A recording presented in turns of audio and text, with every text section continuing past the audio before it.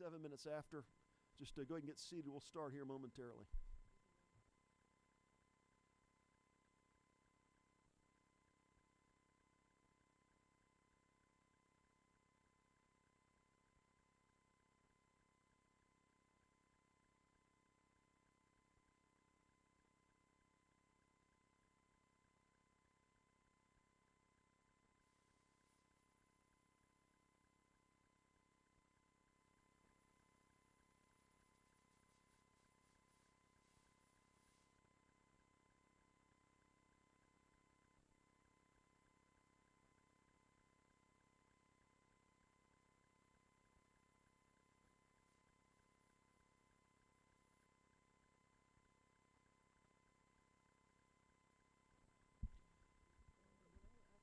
I'd like to thank everybody today for coming to our committee meeting. We are scheduled to go really kind of through lunch, but wrap up around 12:30 or 1. My goal would be to finish a little before 1, maybe 12:30 if we can. But I wanted to give that time in case there was some discussion and there was a need on the part of the presenters to be able to address this issue adequately today. Again, I thank the members for being here. I thank members of the public, and I thank some of our private sector partners who are going to be making presentations today. Our hearing today, I'll give you a little background of how we got where we are. The issue of voting technology is something that Georgia took a lead on back in 2001 after the 2000 elections. Then Secretary of State Kathy Cox and Roy Barnes in the legislature decided that we wouldn't, as a state, allow any uncertainty in our voting systems, and at that point moved in what they believed to be the best technology of the time in a statewide implementation of our current voting system. It's been, I think, on balance, a successful system, and I think it's done right by the citizens of our state. But as we stand here in 2017, there have been questions: what is the state of industry? What is the best technology available for voting technology? That's something we as a House Committee on Science and Technology this summer, sort of listening to interest really from all across the political spectrum, folks of really every part of our society were asking these questions. And we decided in September to have a first hearing to begin to look at what our current system is, what is being used across the country in the 50 states, and if we recognize that we're replacing systems partially or fully over time, where would we go as a state in terms of voting technology? Again, something that's so important, really central to a representative government. And with that in mind, we wanted to sort of start the process back in September. Our first hearing looked at our existing technology, pros, cons, what's being used across the country. No opportunity for any vendors or any technology providers to present then. It was more of kind of an initial approach. And then today is kind of the bookend of that. Let's look at some technologies that were discussed in that initial hearing. Let's let the people who are proponents of those kind of show what they've got, talk about how it solves problem A, problem B, problem C. Maybe problem E is something they're still working on, and just have an open discussion about what is out there in industry that if we as a state were to move forward in the next few years, what might the technologies be available to us as a state to consider? And that's really what today's about. So appreciate the interest of our committee. We're constrained a little bit in space because we want to be able to let some of the vendors show their technology, but today is really kind of a show and tell opportunity for technologists. We will have a little discussion. I've got a speaker today that is going to present after the second company. First, ES&S is going to present their technology. Dominion Voting second.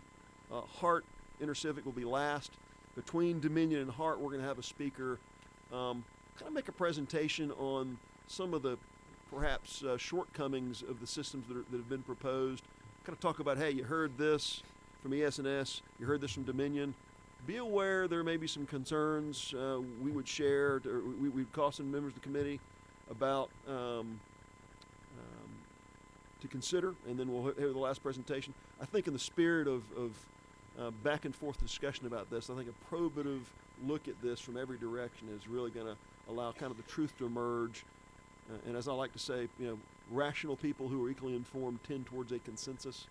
There may not be a consensus in this room, but I think we as a state are looking for a broad consensus that as a kind of a bipartisan move, I think this is something we can all, hopefully, a consensus can emerge that in the coming years, as we do look at new technology options, there can be kind of a broad consensus across our state of what that might look like.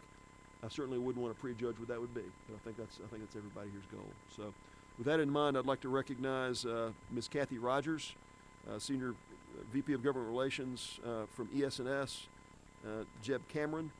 Would you guys come forward and start our first presentation?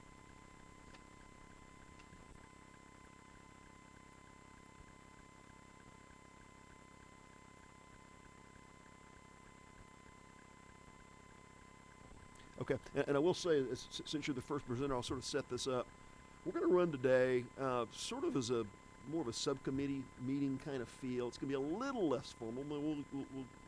We'll recognize folks in the traditional committee process, but there'll be a chance to stand up. I'd love to have a chance to maybe stand around the technology, look and touch these things. It's sort of a touch-feel opportunity. I know we've got some materials you can carry home with you, but I've given each of the presenters about 30 minutes to make their presentation.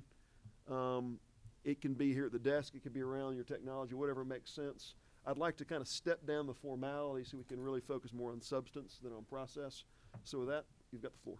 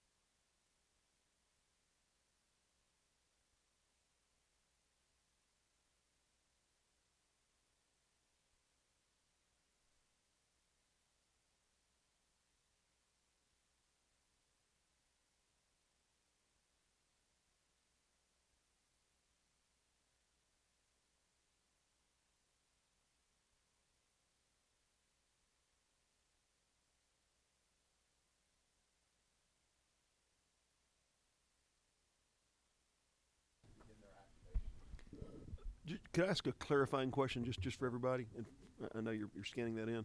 When you say ballot style, I think I know what you mean by that. What I understand that to mean, there's nothing on the barcode that identifies a voter or could ever be tracked back to them. It's just there may be, 20 ballot combinations at a precinct, where people have this school board member, that state representative, this city council member, and those ballot types are the various ballot styles you're talking about? Is that what that is? Okay. Exactly. So based on where you live in the state of Georgia, what we do is we assign you what's called a ballot combo. And that combo number is the unique combo based on your districts where you live. So at the check-in process, when the poll workers are looking you up on the express poll, once they get your ID and you fill out your certificate, what they're doing when they choose your name on the express poll is they're pulling up your unique combo, which is essentially your ballot style.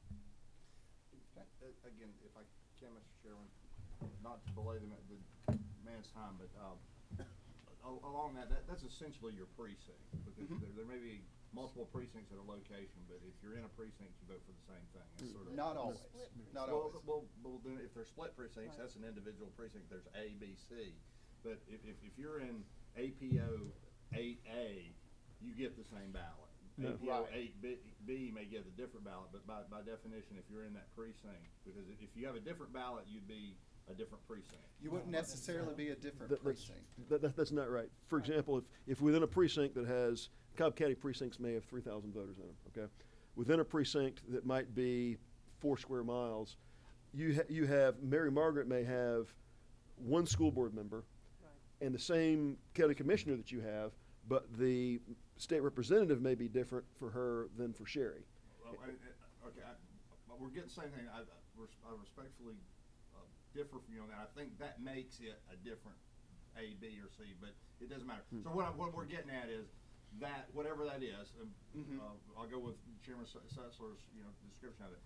It's that unique set of things. My question relative to that is that piece of paper you just put in there. Does that have? Is that printed dynamically when they get it, or does that have all? Is that going to have an election on there that I'm not able to vote for? So that was okay. Perfect question. Right. So it actually can happen a couple of different ways. One, the way that we piloted in Rockdale was at the point of check-in, that is printed specifically for you as you came in, based on your ballot. Okay, that was the question. So it's dynamically printed. So I'm not going to see something on there that I didn't get to vote for. Exactly. Because that's going to cost me. Exactly. Thank you. Exactly. So when we insert that card activator, just like now when we insert our yellow voter access card, this is what initiates our voting session. So when we inserted the card, we had our instructions. We're looking now at the first race that appears on the ballot. For this demo purpose, this first race is a favorite dog breed, and hope there's no hard feelings here after last weekend, but I'm going to choose Bulldog here, and we're going to go next. And we progress through the ballot just like we typically do now. Okay, we make our selections. There's a check that appears after we make our selection. If we need to change it, we can simply choose another race. It removes what we marked and then makes a new check where we check. We progress through the ballot just by touching next, just like we do now. In this particular race, this is a vote for 2, so I made 2 selections here.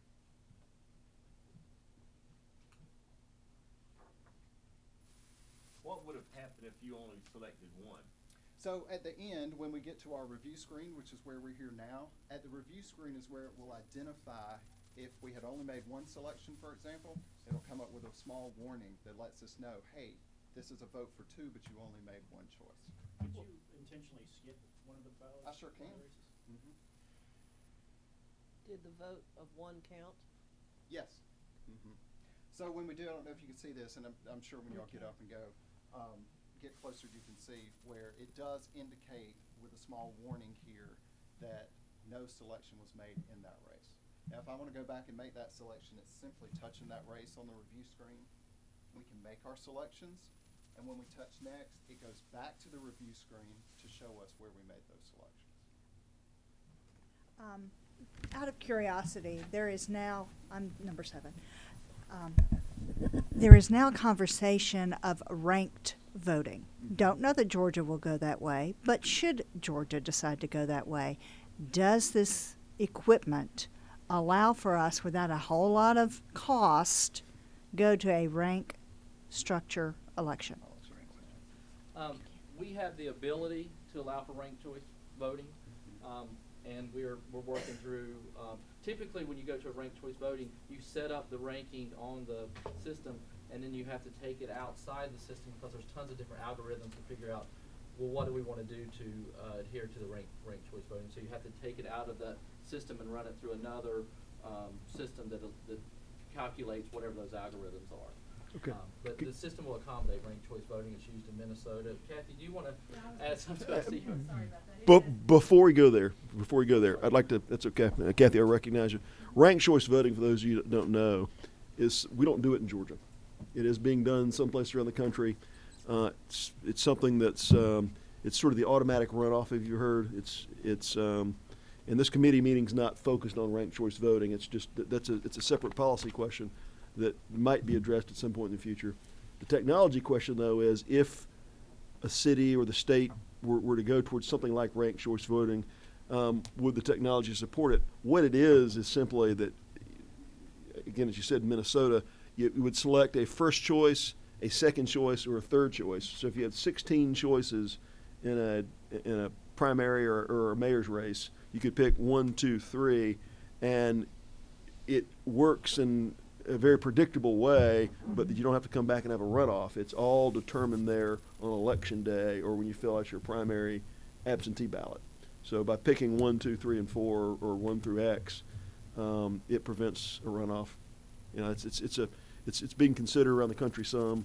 Is that not what you were asking about? That's what I'm asking about. Okay. I just want to make sure whatever we do, there'll be a question that I'll like addressed, so that we know, can we have the flexibility in what you are promoting to us today, so that down the road we're not seeing a whole brand new cost structure to accommodate.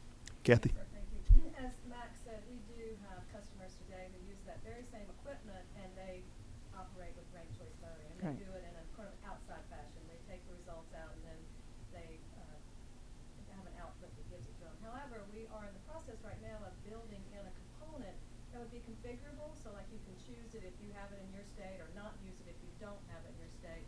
I think we named it the other day. I believe it's going to be called Express Choice to fit in with our product set. So Okay. it will be an option in the future. Thank you very much. And it wouldn't require additional hardware. It would be used with the same exact hardware. Thank you again. Before we move on, Chair recognizes Representative Turner for a question. Thank you. So when you do print out the ballot and it's undervoted like that, does it show up? Yes. In fact, I was just, and I intentionally went back and undervoted a race. So, I mean, when it prints out the ballot on the paper, it'll show you that you did not vote. It shows the race. So every race that appears on the screen is going to show up on the printout. And if no selection was made, it literally prints out no selection made. Okay. And so how is it loaded onto, how is the ballot programmed and loaded onto the ballot market device? So the ballot is programmed in the election management software, which we call ExpressWare. And it is loaded by means of an encrypted thumb drive into each. What do you mean by encrypted? Well, so the encryption, and Matt, you may be able to speak to this a little bit about the specific encryption, but each, at the time that each election is loaded and is created, each thumb drive that is used both in ExpressVote and in the DS200 have an encryption key that is set on that thumb drive, so that at the time that polls open or at first use, each unit is looking for that specific encryption key. And then each is set also by means of a password that is specific to each election. So poll workers or election officials that are working in their office are able to access by password to open up the polls, to print their zero tapes, and to actually start the voting process. And who has access to the thumb drives? The only people that have access to the thumb drives will be election officials at the county level. And they're loading it from the software that's held locally? Exactly. So every county would need to have a system set up in their elections office with the software. Yes, much like it is today. Okay. Yes, if you do want to keep it local and at the local level, it would need to be set up much the way that it is today, where there is a local server where the election management software is held and where the programming actually occurs for each election. And would in this scenario, would the locals actually develop their own ballots? They could, certainly. if we follow in the path that we currently are, it could be that the state does that programming centrally and then passes that information on down to the counties, or counties can certainly do that programming locally at the local level. What is your, a different topic, implementation? What is Hey, your, Representative Turner, one thing too. I would like them to get through their presentation. okay, fair enough. If there's a clarifying, let's ask clarifying questions now. Let's do some follow up later. Thank you. Sure. Thank you. So we're at the point where, I'll go back here, we get to our review screen. If we are satisfied here, now we could go back and make changes as much as we need to here at the review screen. But if we are satisfied with the way that we've marked our ballot, then instead of now where we touch cast ballot and our card pops out, what we do with the express vote system, we touch print card, and what we get is a hard copy record of those votes that we just cast. And it prints out on the same card activator, which is thermally printed, so there's no ink involved or consumables involved in this process. And what we get is a hard copy vote record of each race and each selection that was made for those races. And in the race where no selection was made, which was Proposition 2, it says no selection made. Okay. So at this point, every vote that is cast, a voter can put their hands on it. They can verify. They can look. Got some more we can pass We around. have some more we can pass around.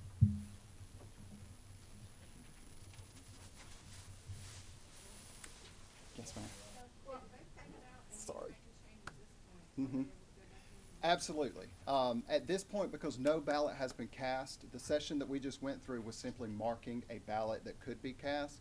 If a voter receives this hard copy and they say, you know, I actually see something I need to change, they can, at the poll worker level, can spoil this ballot that has been marked, and then the voter can be issued a new card and they can go through another marking session here. Yes, ma'am. 7. Because you made the comment that this is thermally printed, how long is the archival of this piece of paper? So that piece of paper and the thermal, do you want to? Yeah, so, it has a 5-year shelf life. Okay. You're required to store it 22 months, you know, for the record of the election, but Right. the paper has a 5-year shelf life. Yep. And it's not gonna fade or anything with I sun. think that's or- our state law. And the great thing think about that's thermal our state paper, and law. Jeff hit it a minute ago, you see we don't have a bunch of printers here where you have to have poll workers that keep ink and toner and Right. those things, but there's no consumables with this all. You have this card stock here, that's all you need, and it has a 5-year shelf life. And, sorry, it doesn't matter how I store this paper then, being it's thermal. I don't know what kind of storage capacity every county and every municipality has. If they're not air conditioned, if it's not climate controlled, how does that affect my stock? We see a little bit of everything. We have fortunate with this system, been rolling that out since 2016, statewide in Maryland, most of West Virginia, Arkansas. We've got tons of customers using this, and we see everything from they keep them in a little box. You'll see, as we get through the demonstration, you'll see the bins that they go in. A lot of people store them in those. We had to receive the federal certification. The testing that went through with this thermal paper was unbelievable. A lot of the heat, but it's not going to fade in sun. I mean, we typically tell people to keep the voting machines where, as long as it's above freezing and not above 100 degrees, that's typically how we tell people to store the voting machine. And So my chicken house is not going to work. Your chicken house probably not going to work. But if you keep the paper in the same environment, you keep the machine, you're going to be just fine with it. Yeah. Awesome. And we are fortunate in the state of Georgia where there are very strict and wonderful guidelines set for how each county and each municipality stores that equipment. And I think the idea would be to store this in much the same fashion that they would any of their Right. equipment or their absentee ballots that they currently cast during Right. each election. Yes, ma'am. So does this ballot size account for all possibilities of length of voters So, and races? That's a great question. And what you see there is a 14-inch ballot. It also comes for shorter elections. In fact, for Rockdale County, they only had a few races on the ballot, and we used a 12-inch ballot stock like that. It goes up to 18 inches. But yes, to answer your question, we have tested multiple national elections where there are a lot of races and a lot of candidates on the ballot, and we've been able to accommodate those national larger races in largest jurisdictions on this system. Does it print on the back too, or? It does not print on the back. It will only print on the front. Mm-hmm. Yeah, so a couple things to add to that. The system will allow for us to go to multiple pages, but we took the largest ballot that we've ever dealt with, which was a 7-page ballot from Florida, and we were able to get all in one 19-inch of these card stock, because one of the advantages of the system is that it prints every contest, but only marks the selections that you made, so that allows for you to a lot more Okay. real estate to put Thank the. you. So if you don't mind, I'm going to grab one of those. Read them off. So at this point, once we have verified and we are satisfied with the ballot that has been marked for us here, then the next step is to take this over to the tabulator. So the voter steps over to the DS200, they insert it here. The ballot is scanned, drops down into a locked ballot box where it's secured until after the election. Okay? Takes about 2 seconds. Says thank you for voting. Not only does it tabulate, it takes a digital image of every ballot, so that after the election vote, with not only do you have your results, you actually have a digital image of every single ballot that was scanned, as well as the actual physical copy of the paper ballot. So at this point too, I do want to point out that what we just demonstrated was sort of the configuration that we did in the pilot for Rockdale County, where every voter utilized an express vote to mark their ballots. And I think that was simply a choice because since 2002, every voter in the state of Georgia who has cast a ballot has utilized a touch screen. So we felt like this was an easier transition, at least to get an idea of how this technology might work in the state of Georgia. So every voter did utilize the express vote to mark a ballot. But this system, in a similar configuration that's used in multiple places in the U.S., the express vote is used simply for ADA voters. Regular voters receive a full-face ballot, and the DS200 will also scan these full-face ballots also. And in much the same way, you insert the ballot, it scans, it drops down into a lockbox. Could you unpack that for us a little bit more? You said there's an option if you did not want to use the touchscreen technology, you could be given an actual ballot that you could mark yourself. Sure. Mm-hmm. Can we see that? Could we see one of those ballots? Yeah, sure. And how many people ask for that? That would be your absentee ballots, wouldn't it? You can also utilize this system for your mail-out absentees. If we used it in the configuration that Georgia's currently using their system, you're exactly right. It's the same way. Smaller jurisdictions could utilize the DS200 to count their absentee by mail. We also have options, thank you. We also have high-speed options for places for like Cobb County, Gwinnett County, Fulton, Richmond, Muskogee, Chatham, where they're not having to hand feed individual ballots into a single DS200. Instead, we have a DS450 and a DS850 that offer high-speed scanning options. The DS850 could scan upwards to 300 to 350 ballots a minute. So for larger jurisdictions, there's a solution for that. So as well. operationally, what does that look like? You vote the machine, it spits out an output card. Would you just put that in a box or something? Well, at the precinct level, you would still want a DS200 so the voter is actually tabulating. Right. But for absentee by mail, where Fulton County may be receiving 30,000 absentee ballots by mail, as opposed to having the configuration that they use now where there may be 30 units where they're hand feeding, and they only have 1 or 2 units that are actually going through a high-speed tabulation. Gotcha. So you've got the ability to have a fill in the bubble ballot. Are there any places that give people this option or the touchscreen option within a precinct, or is it always one or the other? Yeah, so Fairfax County, Virginia was one of the first jurisdictions to choose this system. They have about 800,000 registered voters, and they were offering folks the ability to either vote on a full-face paper ballot or vote on the touchscreen. They're talking about transitioning everyone to go to the touchscreen, but right now you have the option to do either. And how does it break down as to what people prefer? You know, that For county Fairfax was always a paper, people were used to paper and were voting on paper, so typically people want to have that paper ballot. But you do have a lot of people come there and say, hey, I want to vote on the touchscreen. And let's talk a little bit about the paper versus the touchscreen. You know, you were asking the question about the different ballot styles. When you have a full-face paper ballot, like you all are holding there, there's you know, there's costs associated with this.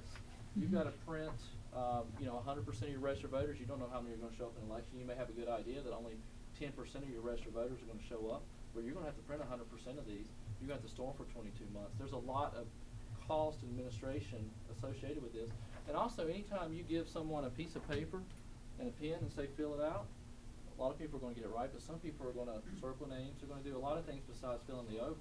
And then it's up to the elections office to try to determine what that intent was. And that can turn into, that creates some issues in itself. That's why more and more we're seeing people going through the express vote. You're significantly cutting the cost of paper ballots, because literally with this card stock, if you don't use it all one election, you can use it the next election. For this type of ballot, you print it specifically for an election, specifically for every single precinct, and after that election, it's waste. Right. And Well- if we wanted to, we could, and I'm not suggesting, Mr. Chairman, we do that now, we could use Fairfax County as an example of what percentage of people asked for paper, what percentage of people made mistakes, what was the cost difference. If we wanted to get down to that detail, we could. And I'm not suggesting we do it, but. Absolutely, they would be a great resource to talk to. I have a question about cost. And I've got, Representative- we're lining up, however you want to Uh, line us yeah. up. Representative Alvarez on the floor. I want to go back to our first question. I vote in a precinct that has 4 cities, 3 school boards, and an unincorporated DeKalb. Chuck and I live in the same precinct, hypothetically. He lives in one of the cities, I live in the program that prints out this for me is designed by you, your system? We have the software that allows people to program the ballot. Do you want to talk about in Georgia how Yeah. you all I'm do trying to that? find just the logistics of who does what when that gives me this ballot and Chuck a different ballot in Okay. my precinct. So I'll give you a little background just based on, I'm from the state of Georgia, and for 10 years I've worked elections in the state of Georgia at the county level. I was elections director in Emmanuel County for about 7 years before coming to Cobb County as their elections manager for a little while. So I'll give you the background from an election administrator, kind of what the timeline is for that process specifically.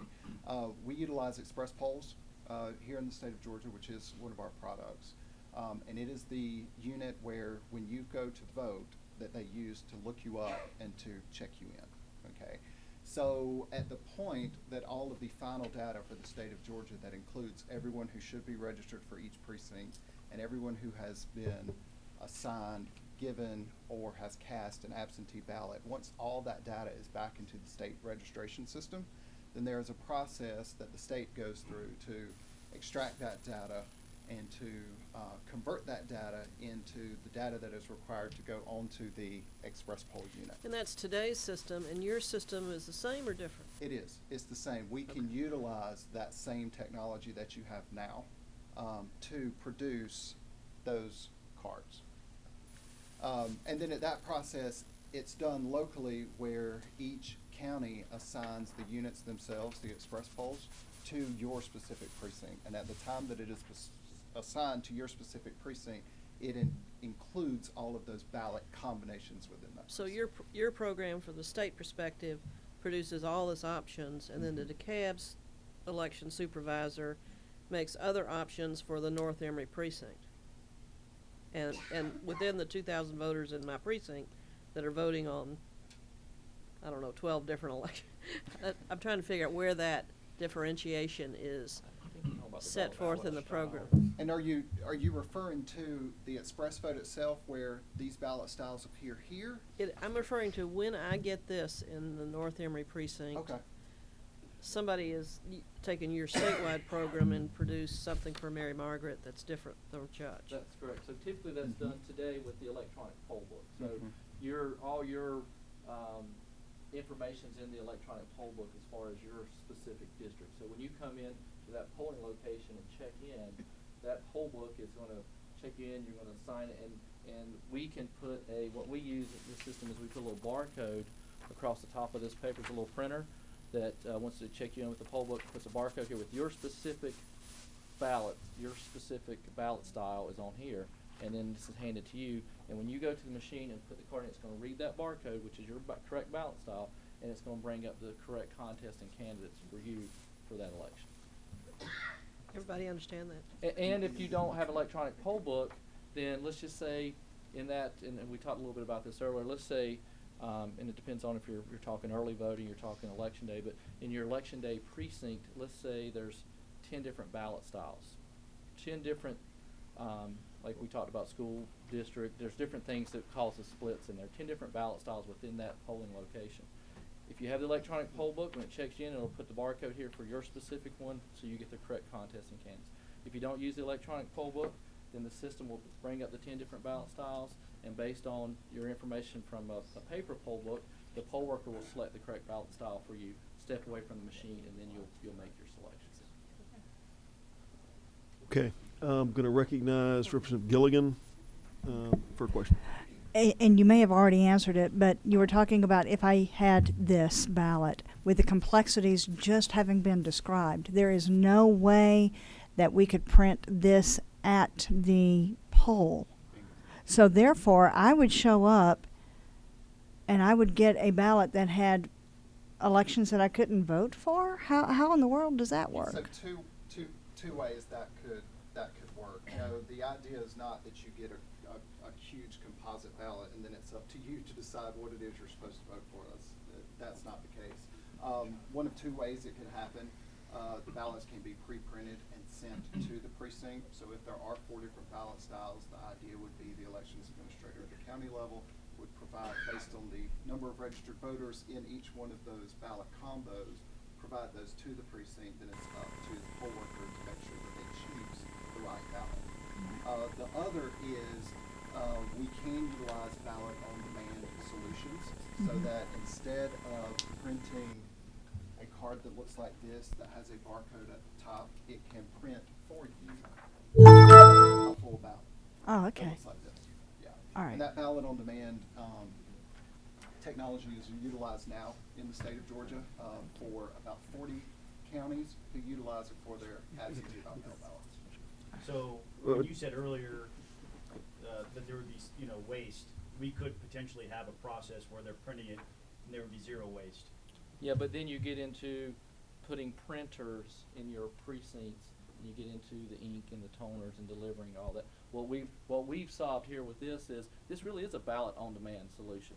Instead of you having to take a printer with all those things and having to maintain hundreds and thousands of printers across the state, all you need to do is have this card stock, put it into the machine, and Which is a printer. Which is a printer that uses thermal paper, and you don't have any waste because it only prints what is associated, for every voter. So essentially, if we could find a technology solution that does the same thing for this style of ballot.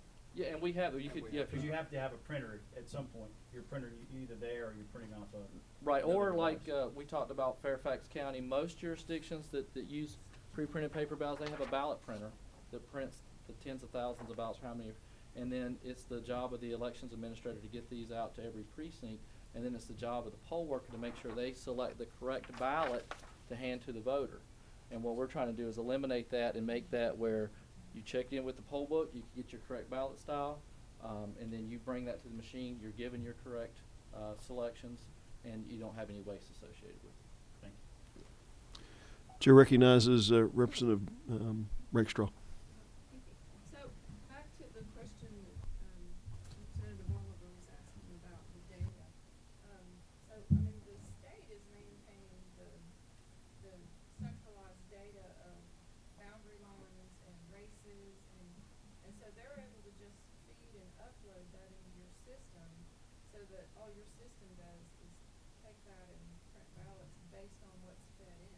Exactly. Okay, so, I just thought that would make the most sense. Mhm. It gets tricky after you do redistricting. Oh, sure. Boundary lines corrected, and so it would make sense to have that be. But I know in the past, we've done, mass printing of various ballot configurations and combinations, and it's been very expensive and pretty ridiculous. So this, on-demand ability to print ballots should save a lot of money, from having to do that form of. You're right, and especially considering what we. storing those ballot. Exactly, and especially considering what we've seen in recent history, which is just this very popular early voting scenario that has happened in the state where people can come in, 2-3 weeks ahead of an election and vote early. When you consider pre-printing paper ballots, you consider the fact that maybe a Gwinnett County that has 15 early voting sites has to have a very large number, percentage-wise, of pre-printed ballots at 15 locations for early voting, because we don't know how many people are going to come into voting location A as opposed to voting location B. So those are definitely concerns when you talk about getting into pre-printed ballots. Chair recognizes Chairman Martin for a question. Chuck, you got a question? So, well, I just wanted to, thank you, Mr. Chairman. I want to talk to the attorney and apologize to the chairman. Fulton County, as Mr. Chairman, does it the way that I described. We're the only county in the state that does it that way. So in Fulton County, APO8A, everybody in it gets the same ballot. Okay. Even though, so they define a voting location as having multiple precincts. The attorney informs me as the chairman's right, and I apologize for differing with you, but Fulton County, once again, is a special place.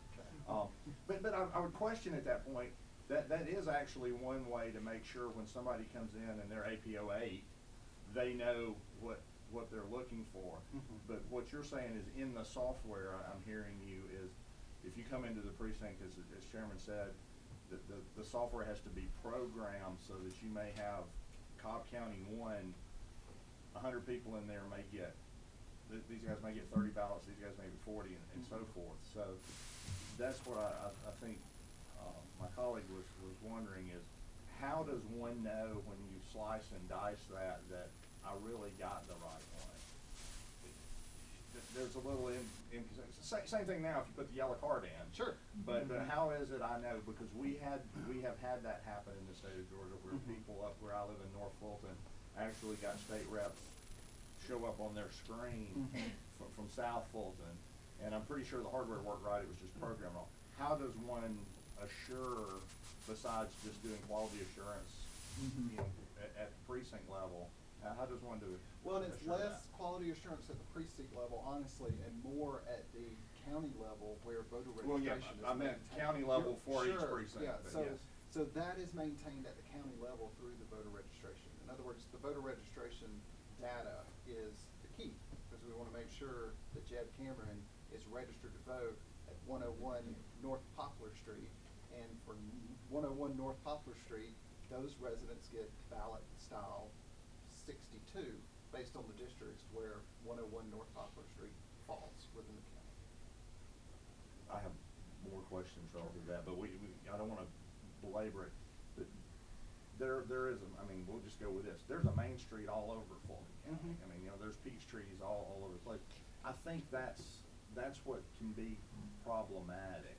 I don't know if the state does it or the county does it, if they drive it down to geolocate, in geocode, because that's really the way you do it, geolocation, or you do it a 9-digit zip. But it seems to me if we're asking you or any of these other vendors out here to provide us software that just knows what every individual address is, assuming that some people, so where I live, Shade Tree Way, is that Shade Tree, 3 words or 2 words, or is Way W-A-Y or W-Y?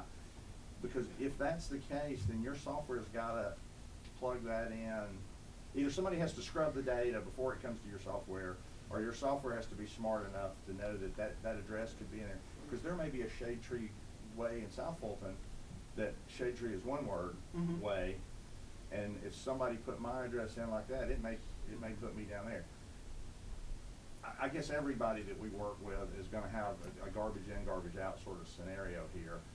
What you're telling us today is this is going to print this out, and at least you're going to be able to look at it and maybe notice that your mayor wasn't on there. Sure. As Well, opposed to you wouldn't have done it on the screen. Is that what you're trying to get at? I would say that, it's really, like you said, kind of the garbage in, garbage out thing. Let's hope it's not garbage, but statewide voter registration system is the key here. Making sure the voter registration system is maintained and it has all the data in there. Because we just pull that out and we use that in the electronic poll books that are used statewide right now in Georgia. And so the great thing about this system is as long as your voter registration data is correct, when you come in to check into that polling place, we know exactly what contests and candidates you should have based on your voter registration data. And the great thing is now, literally, because we can just put the barcode on here, the system puts the barcode on here from your voter registration system, now poll workers never have to figure that out. They don't have to think about it. Your voter registration data is accurate. The barcode's on here. You go to the machine, you see your correct contest candidate. If for some reason you see something you don't like, you can, take that up to the officer, call the voter registration office and try to get that corrected. But with some of the other systems or some of the previous systems, literally you're taking paper ballots out there and you're leaving it up to a poll worker to make sure you get the right one. And we've taken that out of the mix. As long as your voter registration data is correct, you'll be checked in, you'll get the correct ballot style, and that should no longer be an issue. Well, last second question, I'll make this brief. If the counties need help from your system, all us, it's the same people, they're gonna want you to be able to dial up and help them with the system.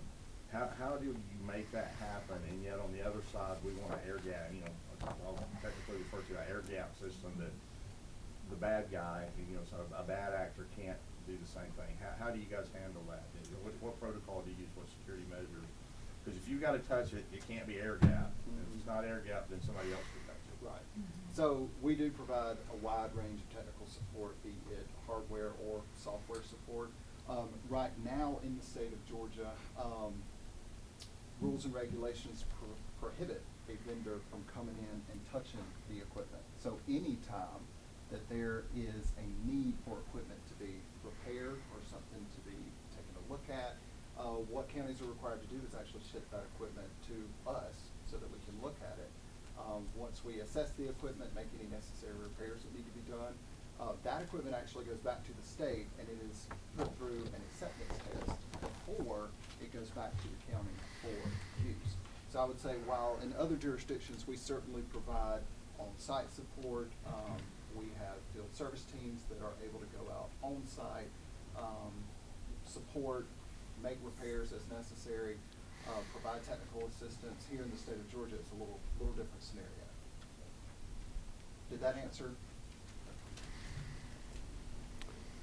Don't we finish and show you? Yep. We appreciate you taking those questions. I'm going to give you maybe 5 minutes to wrap up for us. Mr. Chairman, I'm sorry, may I ask a quick question? Sure do. Just push your mic for me. Is it down? I think 6. You're green. Okay. Thank you, Mr. Chairman. I want to figure out the cheapest combination of this for Georgia taxpayers, right? So every time we have to buy one of these systems, it obviously costs money. So you're saying some places reserve those for voters with some kind of disability, so it's easier, right? That's correct. Yep. And following up on what Representative Turner said, if you have a machine on site that can print these out, then you probably need a lot less of these and you're not wasting paper. So would that be the cheapest combination? Well, it's hard to, when we say cheapest and we start talking about cost, there's a lot that factors into that. What type of support the state might need. If you're talking about just strictly from a hardware perspective, and Matt, Yeah, let me just jump in. So if you're talking about the cheapest initial purchase would be just buying a scanner for every precinct and then have every county print paper ballots to give out to the voters. Mm-hmm. You're talking $5,000 for a voting machine that goes in every precinct, but then every county's going to spend tens and thousands, hundreds of thousands of dollars every election for these paper ballots. There's going to be tons of waste associated with it. So I think what you'll find in some of the, working with a lot of the counties across the country, we find about a 5-year period, you're going to pay for these express votes versus having to have these pre-printed paper ballots. The second least expensive solution would be add the express vote. The express vote then, for all voters, and Jeb talked a little bit about that, it is ADA compliant, so every single machine is ADA compliant. There's no special machine for an ADA voter to go to, so every machine is equipped as an ADA machine. But then, yes, you're adding a cost of having these ballot-on-demand printers in the precincts, but you don't have that waste, you don't have that cost. And that would probably, over a short period of time, and I'm thinking less than 5 years, these would pay for themselves and be a lot more convenient than having the counties having to manage and print all these paper ballots. But if you're talking about printing these, you don't need as many of these express vote machines if you're just printing ballots, right? Because you can print a ballot quicker So than the someone would ballot on- stand at the ballot and touch all the buttons, correct? When you start talking about printing these, you've got to put printers in the precinct, and you're going to need as many printers as this, because you're going to have it takes to print a and we have some high speed ballot on demand true printers that print these, but you're talking anywhere from 10 seconds or so at least to print these out. Then you still got to make sure that a poll worker grabs the right one off the printer and hands it to a voter. You still have that piece to deal with as well. With this, very quick. Again, it's connected with the electronic poll book through the barcode, so you don't have to worry about the voter getting the wrong ballot. And It takes it's a lot 10 seconds to print one of these? at least, yeah. Depends on the ballot. You chalk in front and back. It depends on the length. There's a lot of factors that go into it, but How much does someone typically spend at the machine to vote? about what we found is, one of the reasons we think this is a great fit for state of Georgia, you have your current TSX machines that are used here, the touch screens. It takes about the same amount of time to use this machine as it does the current system in place. The only thing is you have that additional step now. You're going to take that marked ballot and put it into the scanner, and you'll never see a line in front of this machine. Typically the line's going to be at the check-in station, and then you'll have several of these in the precinct for people to mark their ballots, and then they'll come over here about 2 seconds to scan it. But the total time of voting is about the same as it is today with the current system. My experience is people probably spend longer than 10 seconds at the express vote machine if they're Well, 10 voting. seconds to print a ballot, but they also have to mark the ballot. That's fine, but they're out of the way and they're not occupying a machine. So you could theoretically have less machines if you're printing them, right? Sure. But you're going to have 10 quite a few printers. But what you'd have is 10 seconds at the machine for printing versus 45 to a minute and a half for someone occupying that machine to And that vote. 45 to a minute and a half will be at a booth marking. That's right. Thank you. That's correct.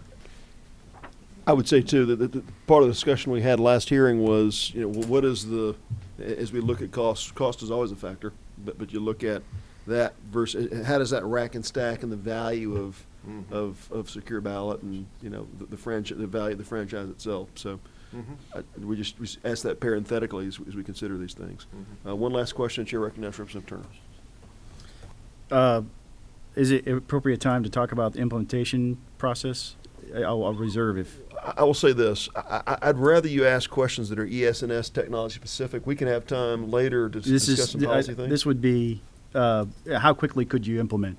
If we said today, go, how fast could you have a solution in place? Yeah, we're fortunate. We've had so much success with this system. We're selling all over the country. We talked about Fairfax, we just won Louisville, Kentucky.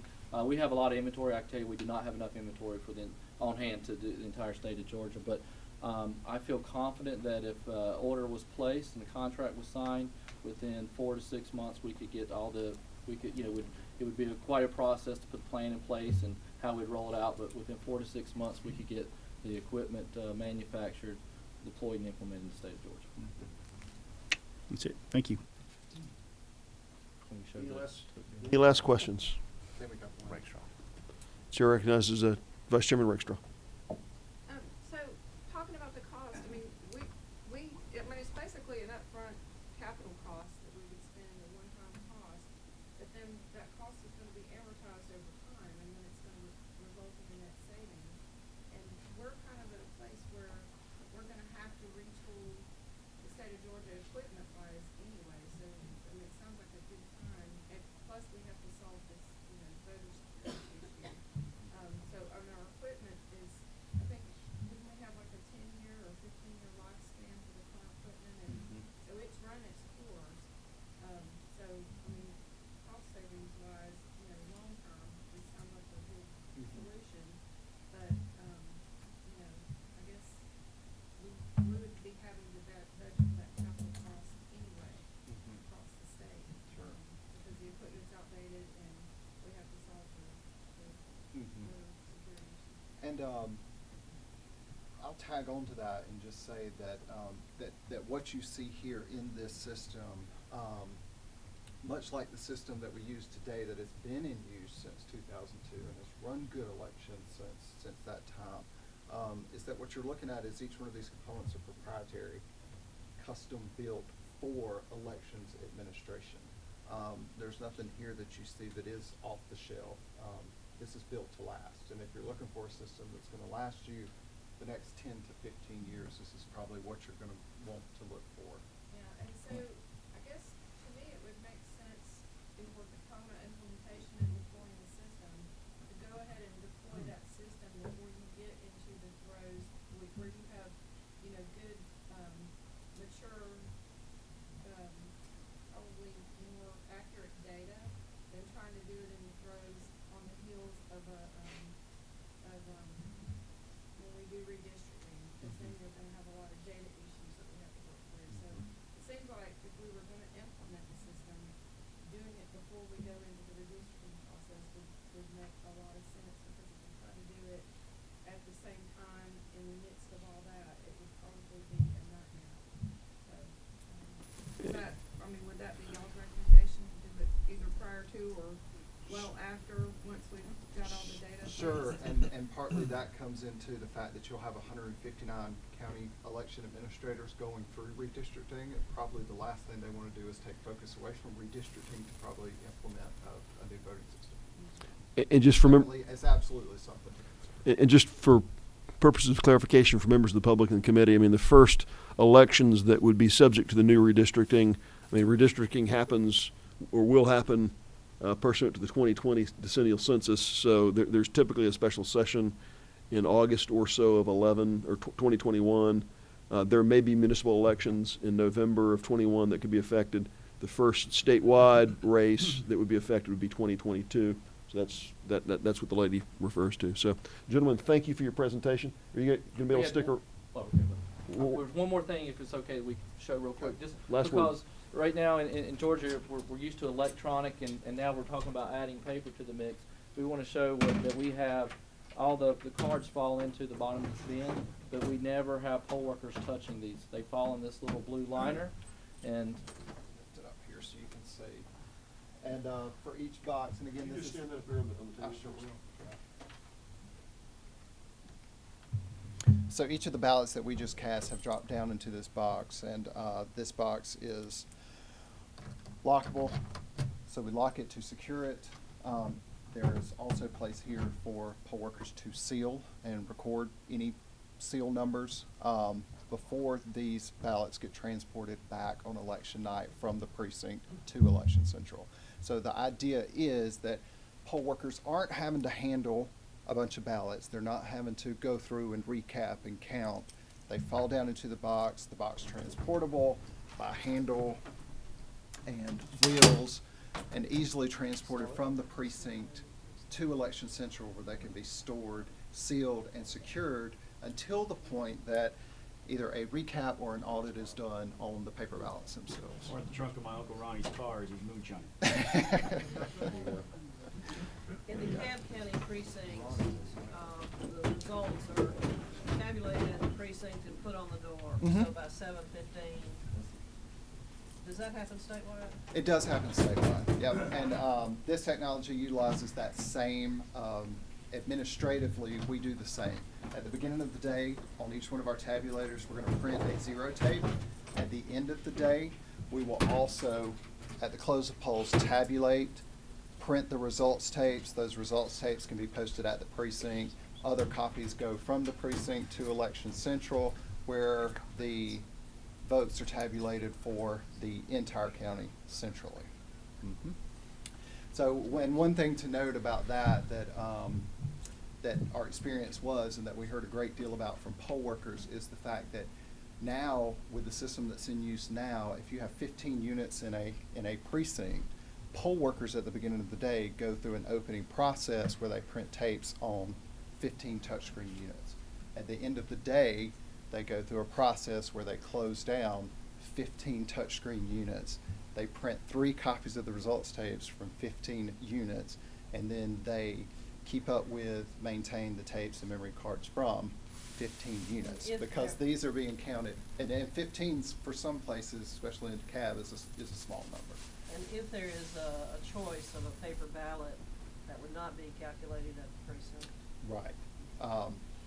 With the DS200, like in Rockdale, for example, we had 2 DS200s in the precinct, and they were able to go through that opening process and that closing process on 2 units as opposed to what they would typically put out there, which was 8 units. And what we saw was a savings of time at the close of polls of 15 to 20 minutes to close down the precinct at the end of the night to get those results back to Election Central where they were kept. So the system fits well administratively with the way that poll workers open polls and close polls currently in the state of Georgia. So, why don't you ask a question? Could Representative Perkle ask a question? So if you normally have DS200, you normally have 1 per precinct. Mm-hmm. Why did you have 2 at Rockdale? We had 2 in Rockdale just simply couple of different reasons. We wanted to get as much equipment out there so that poll workers could get a sense of how it works. So if they had 2 machines to open, they could understand the process. So that they went through the opening process. It wasn't just on 1 unit, it was actually on 2 units, so they get their hands on it a little bit more. And primarily because it was a pilot, we put extra out there just for security purposes to make sure that if anything did happen, we had backup equipment on site, ready to go. I will say in your packet that we provided, there's a little bit of information about Rockdale County and about the pilot. There was a letter in there from the elections administrator that talks a little bit about the pilot and her experience. But feel free to reach out to Rockdale County if you have questions about the pilot, or to the Secretary of State's office. Our experience at ES&S was it was a great pilot. It was a great trial. The election went off without a hitch, and election day was flawless as far as we were concerned. One last question. Sure. All right. So if Rockdale is the anomaly, Mm-hmm. and you don't have 2 at each precinct, let's say my cousin Sally comes up to put her ballot in this, and she throws up all over the machine and shorts it out. So what happens if there is just 1 in the precinct? I know it's supposed to be, proprietary, it's supposed to last forever. Sure. Whatever, Well, that's a great question, and there's built-in security and redundancies. If anything does happen to the unit itself and people are not able to scan ballots, there is a separate compartment here in the booth, or in the case for the DS200, which is an emergency bin. So this bin is apart and separate from the ballots that have been cast down here, but the idea is voters still get to cast their ballot by dropping it into a locked, secured ballot box. And then at the point in time where the unit is replaced, poll workers can take those ballots and then scan them into Have a bipartisan team rescan. Exactly. Okay. That's it. Gentlemen, thanks for your presentation. Thank you. And members of the committee, thank you for your questions. This is exactly the kind of discussion we need to be having. I've got about 10 minutes after 11. Those questions went a little bit over, but I think we'll be able to draw it back in. Our next presenters are from Dominion Voting. I've got Mr. Michael Greenman and Kay Stimson from the Dominion team. Welcome to room 403 of the Georgia Capitol. The floor is yours.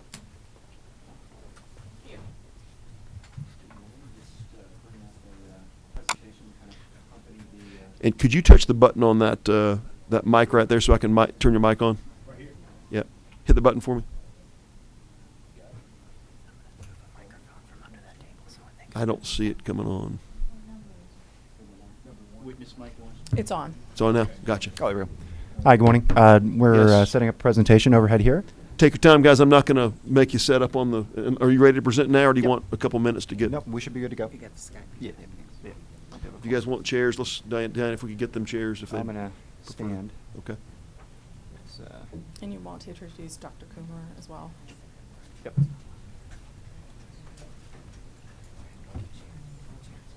Oh, he's going to stand, and I'll just be helping him with the tech.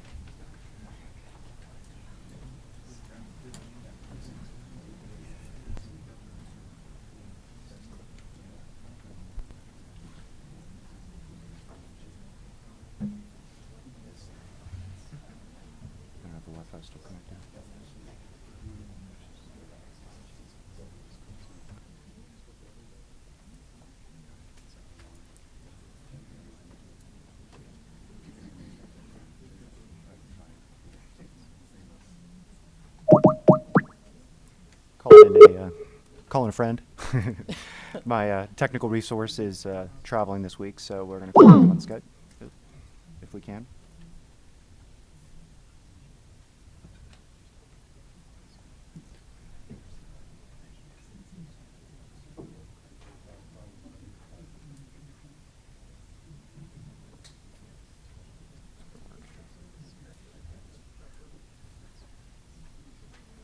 I had it working this morning. Is Yeah, it just I a think it's the bandwidth Wi-Fi. issue? Mm-hmm.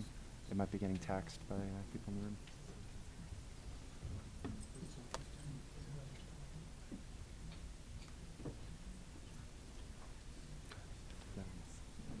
Did Diana leave? Hmm? Yeah, I think Oh, she let me left. go back.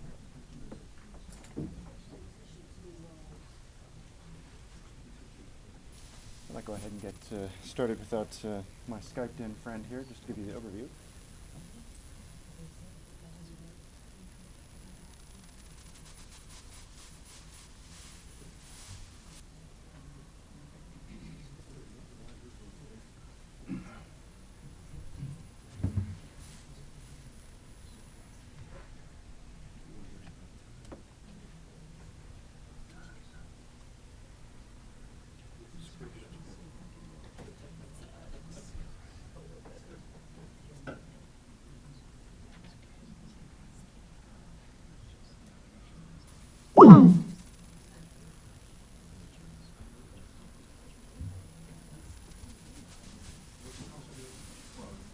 So Diana said this has been a problem in the past with okay. capacity, so Yep. we may just have to go proceed without him. Okay. We'll just That's what we'll do. So you ready? Just do that right key Okay. forward. all right. Contingency. Okay, welcome. The floor is yours. Thank you. Thank you. Good morning, members of the committee. My name is Michael Greenman. Here with me today I've got Kate Simpson, our Vice President of Government Affairs. And we're supposed to be on Skype. My technical resource, Eric Coomer. We're going to try to get him back on, but at least for overview's sake. And Michael, I've activated that mic. I know I There don't we want you to squat over, but as best you can project into that, I think the public. I'll try to bellow. Again, Michael Greenman with Dominion Voting Systems. So going to give you a little bit of an overview here. In fact, it doesn't have much of a slack line, does it? I'll try to project. Wanted to give you a little overview, background about the company first, just so you're familiar, and of course get into the equipment, which is kind of meshed within. Dominion's been around since 2003. We're based in Denver, Colorado. We have about 250 employees, and we've got implementations across the country, well over 1,200 customers.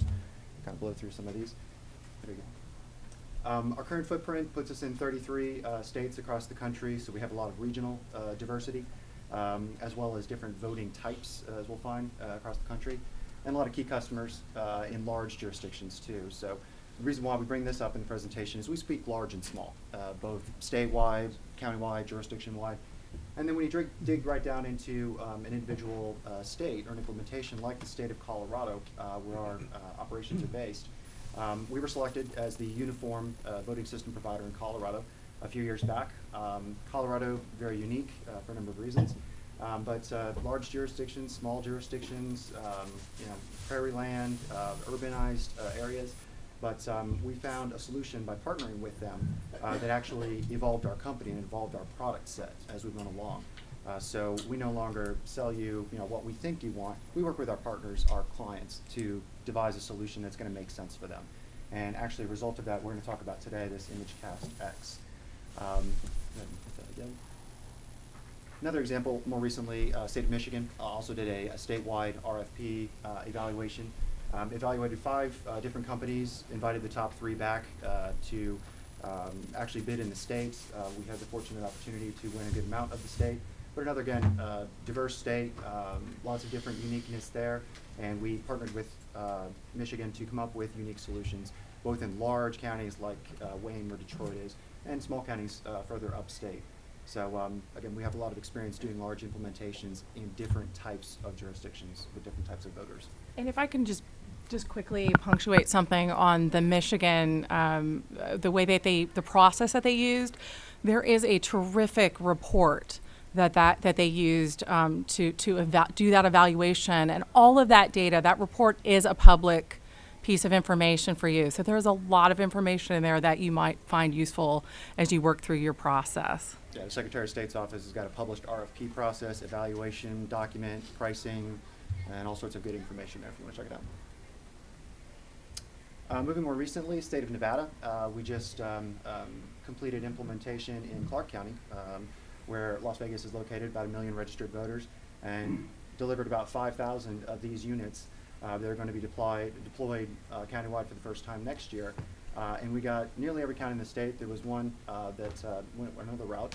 However, this was, again, another example of a partner we've been with a long time through prior voting equipment relationships. We worked with them, figured out what was their uniqueness, what did they need, and then worked with them together to come up with policies, come up with procedures, and come up with equipment that made sense for their jurisdiction. And again, that was the result of what you'll see here today. We listened to our customers, as I mentioned. I won't belabor on that point there. Okay, we want to go through this to get to the equipment. But basically, we've got an end-to-end solution.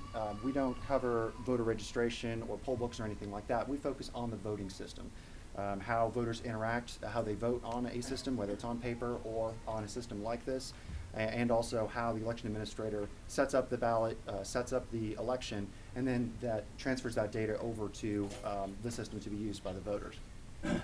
So in building the ballot, we've got a back-end system. If you've got a good 6 to 8 hours, we'll show you how that works. It's very, very encompassing, very, very detailed. That is certainly the long of it, but just to let you know, we do have that back-end system that creates the ballots that you either send to a printer or, as some offices do, they print it themselves.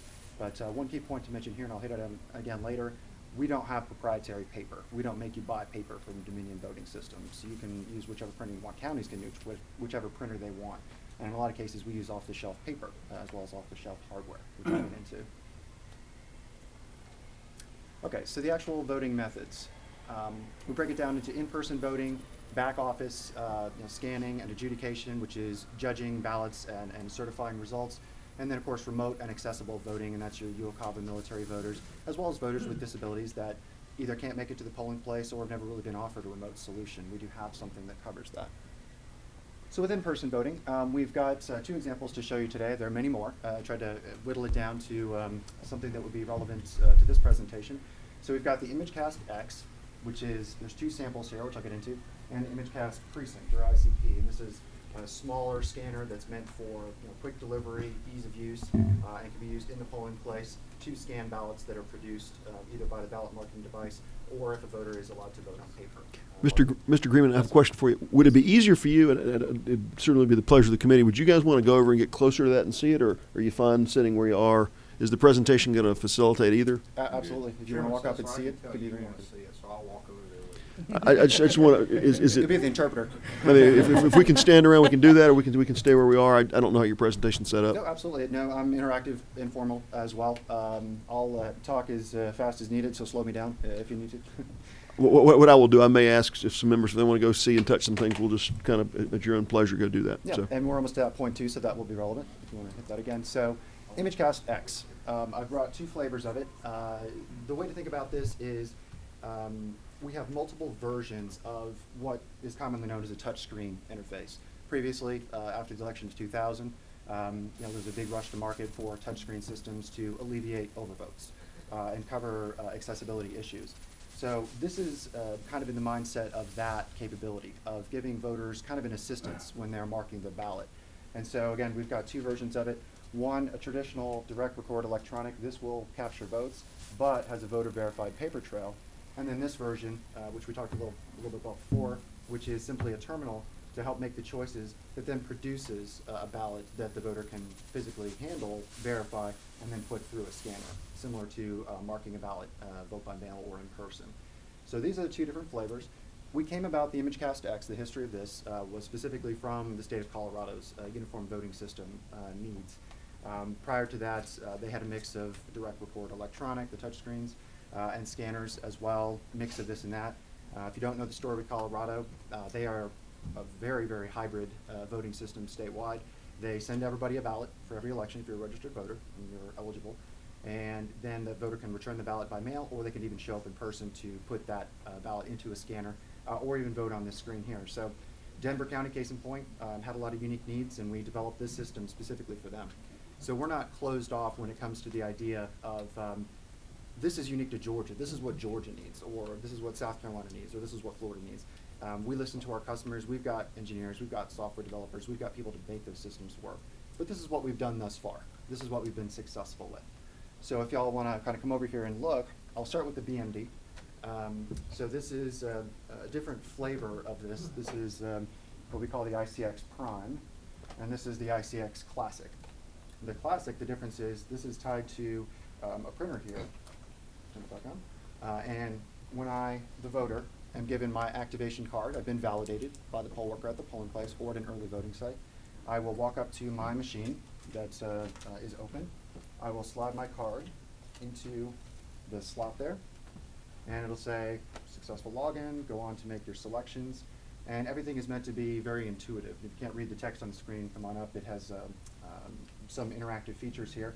We have multilingual capabilities as well as accessibility capabilities. There's an accessible mode, and it works a couple different ways. A voter with a disability can walk up to or roll up to the machine and decide they want to be in accessible voting mode, and the screen can go blank and it's entirely an audio ballot, so it's a private experience. Or they can actually have the choices and everything on the screen plus get an audio ballot as well. And if they've got other equipment like sip and puff, paddles, any number of devices that are part of the EAC and HAVA capacities, we can support those, and we've done that in the past. Mr. Greenman, question on the language side of that. You said multilingual. How many languages can you support? Is it as many as Google Translate can support? I mean, how does that work? I'll answer that with, we work in California, Okay. and there are 8, if not 9, official languages, depending on the jurisdiction, and they also get very sizable out there. So if you can imagine, if you've got a ballot style for where everybody lives, you've got 9 languages, 9 versions of that ballot on top of it, so it gets very exponential. But I believe 9, if not 10, is what we've actually done in a general election. Thank you. So as you can see, who validates it that language is correct, or who validates it to make sure that everything is written correctly? The client, the customer. So whether it's the county or state, whoever's programming the ballot would be responsible for the text that goes onto the ballot. We only get into the situation or scenario of providing that service if we're contracted to do so, and if so, we would probably use the subcontractor that was approved by the client. So ultimately, that comes down to the client's approval. Okay. And to repeat my question of the first vendor, ranked choice voting? Mm-hmm. We have experience doing that. We've done that out west. In fact, I believe we've got 2 counties in California that are doing that in the next general election. So our software and our system supports that. There's the paper ballot component as well. If you've ever seen one of those, it looks like a very detailed spreadsheet. But yes, our software is capable currently of doing that, and it is deployed in the field today. My question is, I'm sorry, is the language recognize me. automatically Um, translated? In reference, could you pull the mic to you? No, absolutely. And I don't know which mic that is. Is that? It's number 1. Okay. And again, I would tell you on the language thing, there's not a mandate under Georgia law to address that. And that is a little bit outside the scope of our meeting today. I really want to focus on the technology, but I just want to ask the question, because as we're looking into the future, I just wanted to put that on the table. So you've supported 10 languages before. That's not that's not the issue in Georgia. Perhaps it is in some places, but there's a variety of opinion around that, and maybe we postpone consideration to another date on that question. Okay. But, That works. okay. But just kind of wrap that thought up, we have enough real estate on the screen here. This is a 21-inch screen to support a lot of options on the front here. Case in point, we're starting off with accessible voting mode, or in this case, we want to vote it in English. Now, some of the other features that I should point out on the ICX, and this is entirely software driven, so even the layout, in this case it's a 1 column, you can have multiple columns, whatever the requirements are. You're the policymakers. You tell us, what are the rules in Georgia?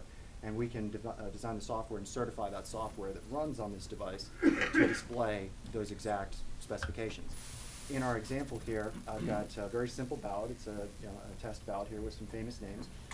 But for the voters' experience, when they get comfortable with it, and in your packets I've included a kind of a step-by-step instructions that we would post up in the polling place for the voter to follow, in a number of different ways that this system works. But simply they make their choices. All the benefits of a DRE, which were I cannot overvote once I've made my initial choice, but I can deselect and select another choice. I can also do some more accessibility or vision-friendly versions here, which is right now I'm defaulted to the large text. I can, make that smaller if I want to put more real estate on the screen. In my case, I like having it bigger. You guys can maybe see it better. But Make also, sure I understood, I have Sure. to deselect one before I can select a second. correct, in a vote for one contest. Now, obviously, if it's vote for more than one, you can do up to the number of selections that you're But allowed. I can't just, oh, I didn't mean him and go him. You'd have to deselect and then select again. So for folks who like to view it in different contrasts, as they call it, we've got different views on that. Some people like viewing it in this mode. I prefer the color. So nonetheless, throughout the ballot, they can make those choices, and they navigate through the choices that they are allowed. And this is all a part of that validation process that you discussed before. This voter has presumably received the right ballot activated, and they are voting the choices that they're eligible to vote for. Quickly go through the rest of this. Make my choices. This one's a vote for 3, so I'm going to do a write-in at the end here, and you'll see it brings up a keypad, and it's free form. This is a part of the adjudication process where the election official has to go through and look at this and determine whether this is a valid vote or not. But the voter has the capability to mark some number of characters here. Hopefully it's the name that's a valid write-in. Question? Yes. I'm visually impaired, I can't see that, I'm doing the audio, so how do I do a write-in? The letters, yeah, so this is an audio tactile device, or ATI. This is pretty standard, EAC certified and accessibility driven. You make your choices and you get the audio feedback and you toggle through those choices and you toggle through the keyboard, I believe, is the case with what they do there. So it's a bit laborious, but that is the way that you work on an audio ballot. You use this tool to select and deselect letters. So there's not, like with my phone, a translation of here I'm speaking and it could put that on That is definitely there. a possibility. As a current capability, no.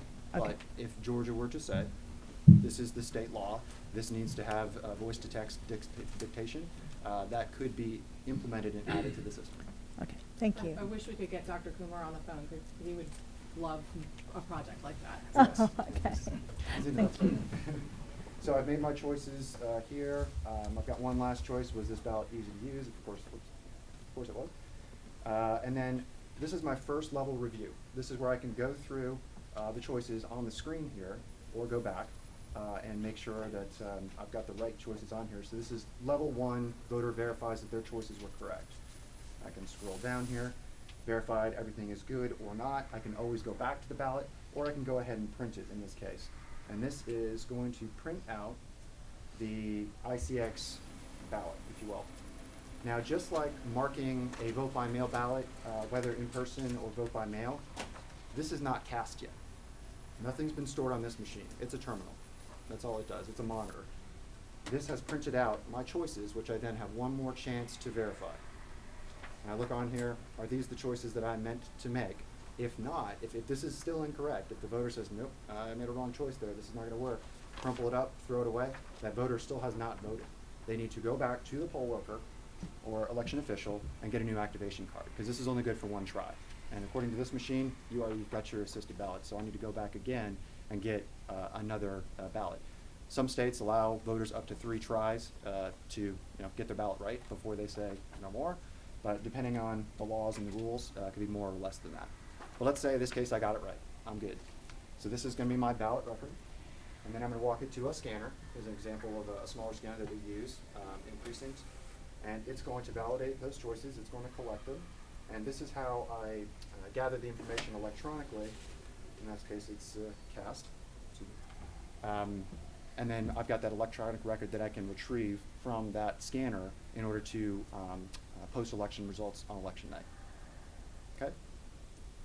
Once it's scanned and it's dropped to that box, what's the next step on those cast ballots on that box? For the elections office. So they go into a bin, whether similar to that or we have a number of different options. Depending on the state, you'll see that different states have different requirements and rules for ballot boxes, security, verifications, validation seals, and all that. That's why I left it open here. We don't put it on blocks. Okay. It actually it exists on a ballot box. So depending on what needs to be looked at, if it's a ballot that doesn't require adjudication, meaning that there were no write-in choices, there's no questionable issues, blank ballots, things like that, those ballots go into these were counted, you don't need to look at them, they're good according to the rules. If there are ballots that have write-in choices or require some look, and I'll get into some of those situations, those then go into a separate compartment, and then the elections officers know to look at that, and then they say, okay, this is my choice for this, or this is what the voter meant, and that's the whole voter intent discussion. Yes, I'm recognizing people, Chairman. Hopefully that's okay. That's fine. Actually, Representative Scott, could you guys take a seat up here on the dais if you can? I'd love to have you guys be able to talk to the mic in a way that we can record what you're saying. So, you want to come on up? That's all right. Okay. Make space for you. Okay. And Representative Marion, welcome. Okay, Chair's going to recognize Representative Rakestraw for the first question, and then we've got some others. Oh, okay. You talked about a while back, you said something about, programming the system. How much of it is actual programming, writing code versus setup in a data-driven system where it's more menu setups rather than programming? Oh yeah, there's a user interface on top of that, and we've got a screen for that we'll get to, so I'll show you that. But there's not coding per se. Some elections offices I think call that coding, but it's essentially putting in precinct information, it's putting in candidate information, contest information that's building the ballot. Is probably the way So to when put it. you refer to programming, you're talking about more setup. Correct. And Setup like of an menu election. driven. Okay, where it's menu and data driven versus programming a Correct. system. Okay. Thank No, you. it's user friendly. In fact, one of our latest hires, Danetta Davidson, who was the Secretary of State of Colorado as well as an EAC board member, the way that she tells me to say, you know what you need to tell people when they ask about the election management system is, it's so simple, I can use it. So we've got that, seal of approval from her. Well, y'all are in Colorado, so you obviously made it stoner friendly. Was waiting for it. Well, true. So it looks like y'all's system does have consumables, however. Okay. So one thing I mentioned before, and I'll circle back to now, I think it's appropriate. So this is an off-the-shelf HP printer. You can go to Staples, Office Depot to buy this. This plugs into this device and as well as that one too. This goes through certification. In fact, this unit right here is EAC certified. And what they check for is to make sure that all the conditions that require EAC certification, BBSG standards, which our system does comply to BBSG 1.1, the latest, that, again, this is going to work as appropriate. So we go the step further of saying, what if there's a breakdown? The problem with proprietary software or hardware and software combinations is that you're limited to that. It's a point in time. How many of us have had a computer, the same computer for 15 years or 10 years? So a lot of times we're switching out our computers, our phones, our devices every couple of years, if not a year or so. So we've built that flexibility in. This is the ICX Classic that was around for a couple of years. We came out with this one the next year later. So we're constantly evolving it, and along with that, we want to make components that are constantly evolving. So when it comes to consumables, yes, this is a laser printer. It requires a laser cartridge. It will get through early voting. It will get through election day for sure. So poll workers won't be hot swapping, laser ink cartridges. But the other benefit of this is that we're using off-the-shelf paper. Again, go to go to Office Depot and Staples and buy regular off-the-shelf paper. Thicker is usually better, but that's how you load up those ballot images. We're not charging X amount of paper that you have to, again, buy from us. We're letting you go buy ream of paper, a couple dollars, that'll fill up this particular machine and process all the voters in that day for that. And again, that piece of paper can then be run through the scanner, much like a vote by mail piece of paper that's usually printed on heavier cardstock, or if you offer it in the polling place, which again is a policy thing. I come from Florida, for better or for worse. And we're offered the cardstock paper, we mark it, and we run it through a scanner. So if you offer both of those options, our scanning equipment, whether it's this one or we have another in precinct scanning option, it can take both of those versions in any orientation, up, down, or even crumpled, like this one. So basically, if a printer lays down on election night, they can run to Office Max and grab another one and swap it out. What about the certification? You said there was a certification Correct. process. They don't certify the individual serial numbers, they certify the version of the Okay, HP printer. so it would have to be that specific. So as HP upgrades and changes their printer models that they're putting out, y'all are rolling with those upgrades and certifying so those? when you were to buy this Okay. equipment, or a jurisdiction was going to buy this equipment, they would get the latest version of it. If there's a change and they want to swap it out, and that's, of course, a discussion of capital investment and whatnot, we would get a modification certification from the EAC or from the state. And those are typically a lot quicker than full EAC certifications or, again, full state certifications. So if it's just an equipment change or a version change, those happen a lot quicker. And, you know, our ideal model, what we're approaching with our off-the-shelf approach, with our software-based voting system, if you will, is flexibility. It's meant to be expandable to states with all sorts of different voting populations and sizes and methods. As I mentioned, you know, it's vote centers in Colorado. Nevada's got a completely different method too. And here in the South, where we're from, it's another method entirely. I would add that Nevada, particularly Clark County, has a huge amount of early voting, so that's one area where this really works for that jurisdiction. Okay, I've got some questions. I don't see any lights flashing. Okay, I think before Representative Scott, did you have a question earlier? No, go ahead. Okay, I'm gonna recognize Representative Turner for a question. Just as a clarification, does the scanner support both ballots on election day? So if the BMD created this for me, or if I wanted the paper ballot that you had, does it require a heavier card stock, or can it also use? They could do both. If you want, or if it's decided that you want 100-pound stock running through this, Or 60-pound or 20-pound? No, it'll So, take all that. so essentially the same technology there. Doesn't matter which ballot you use, slide it through. It's going to. Correct. Okay. Thank you. And you'll notice it looks a little different, and you'll see that from some of our other industry competitors, friends, that there are going to be different looks to ballots. And you know, what is the reason for that? The reason why that particular model, this ballot, is printing out an 8.5 by 11 piece of paper. You know, typically these ballots are a lot longer. They're like this, right? This is pretty standard size. The reason why we do that is specifically with UOCAVA voters in mind.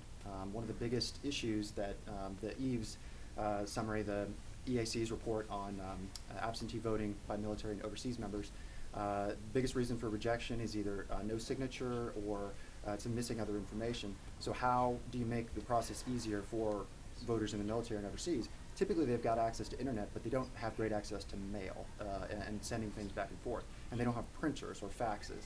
So to expedite that process, a part of this software application, this same interface, this same experience, we can offer that to remote voters. And they can mark their choices, print out that same PDF, and either email that or somehow get that back to Election Central, and they can use that same system. So it's a uniform system across the board. And does it print the undervotes if I don't vote in an election? Correct. It'll say blank contest. I didn't do it on that sample. Maybe it's on one of the samples that you have, but it will say blank. But it prints out each contest, and it'll tell you what the choices were for each of those contests. But the great thing about it, to that point, is that it will not let you overvote. So the only thing that you would see that's different on there is an undervote. So even if you scan it through, it's never going to say, okay, voter, you have an issue with this, because it's already validated that over here. And let me pivot over to this version. This is the more recent version with a VBPAT. It's a different flavor of the same idea. So the experience is very similar for the voter. The only difference is how we're actually capturing the vote choices. I'm going to bump up the text size here. Hopefully everybody got a chance to look at this. So I'll go ahead and make my choices here. Roll through this quickly. Okay. So the difference now is, obviously I don't have a printer, so the voter still gets to verify their choices on the screen here, and they can say, yep, we're good to go. And they hit print ballot. And this says cast your ballot, but it's print your ballot because it's not official yet. And now you hear this noise going on with this box over here. So you notice it's completely fogged out, you can't see anything. Now it lights up. So this is where the voter sees their choices, and they can verify them. This is real small. If you want to walk over here and see this, It has the voters' choices. It's got information about the election so that it can be, again, retrieved. And it's also got a code on there that's unique to our system that we can read. We can pull those choices off if needed. But this serves as the voter-verified paper audit record. So you guys take a look at that. And that's an actual piece of paper in there? That's a thermal printout. So there's no consumables with this. This is using thermal to make those indentions on the paper. Let's see, it's one of two, so. Yep. So if we're good with it, we'll print the next page. You notice this one won't light up off the tiles. You can see there's a perforation there. So it'll fog out the ones that are not appropriate to look at. And this is also one of the big drawbacks of VVPATs when they were originally rolled out, is they would have the full screen here, and then each new voter would have to scroll the whole roll back so that the next voter couldn't see anything that the prior voter did, and it wasted a lot of paper. So what we've done is pioneered the technology so that we're using all the paper that we possibly can by leveraging technology to close off views here when appropriate. Now this is the same voter, doesn't matter, but the next voter will not see anything of what the prior voter did. Where does it go? And it spools up. I'll show you. So Actually, why do y'all do this versus printing it out where they can hold it in their hand and look at it? So this was done for Nevada. This is what they do statewide. They don't want to work with printers and scanners and such. This is the only thing that goes to the polling place. So it's a lot more efficient and a lot easier for poll officials to set up. This would be what would go to the polling place in the ballot marking setup. You've got a printer, you've got a scanner, you've got an interface here, and possibly a lot of other things. This is more compact, more cost effective, probably more efficient because it's capturing the votes on the device here with removable USB. Excuse me. So, and if you need to spoil a ballot and recast it, what do you do? So in this case, the voter's got the question. You can hit reject ballot. I would encourage committee members to take a look at this. It's distinct from what we've seen before. So good. If you haven't had a chance to take a peek at that, just You get that rejected so that if you take were a moment to spoil go. paper, it will have that record after that minute goes away. But it goes somewhere, right? Correct. It's It been spools up. I'll printed. show you. So it's on a spooling roller. So there's a top roller and a bottom roller. So the bottom roller has the fresh paper, and then the top roller spools it up here. Paper order. You can put it off the shelf. But it will bring it but you'll probably get mad at me if I try to open this during the voting session. So if you want to try to hit print ballot there again, experience there. You can hit cast. I'm actually casting it. The language is wrong on this. It's a demo. It's supposed to say review your ballot and not cast your ballot because you're not So casting it if I yet. reviewed my choices, does it come here? No, it goes back to the screen. You want to hit cast your ballot in this case. But have I actually cast it? Not yet. So this is you're still in review mode, and you're looking to see if everything is correct on there. And you'll see it gives you a prompt on the screen to say, do you want to print the next page to review, or do you want to reject it? If I reject it, then I'm going back here. You're going back there again. And voting the way I wanted to Yeah, vote. making changes. Okay, so you don't need to go back and get it. Nope, it's still the same session. Okay, so I can say I didn't really want this. Yep, you can reject it here, I or really don't like him and his. correct. I made the mistake. I missed it over here. Now I saw it on the paper. Now I want to go back again and make a change. I'll let somebody else. So it's definitely got a number of different backups.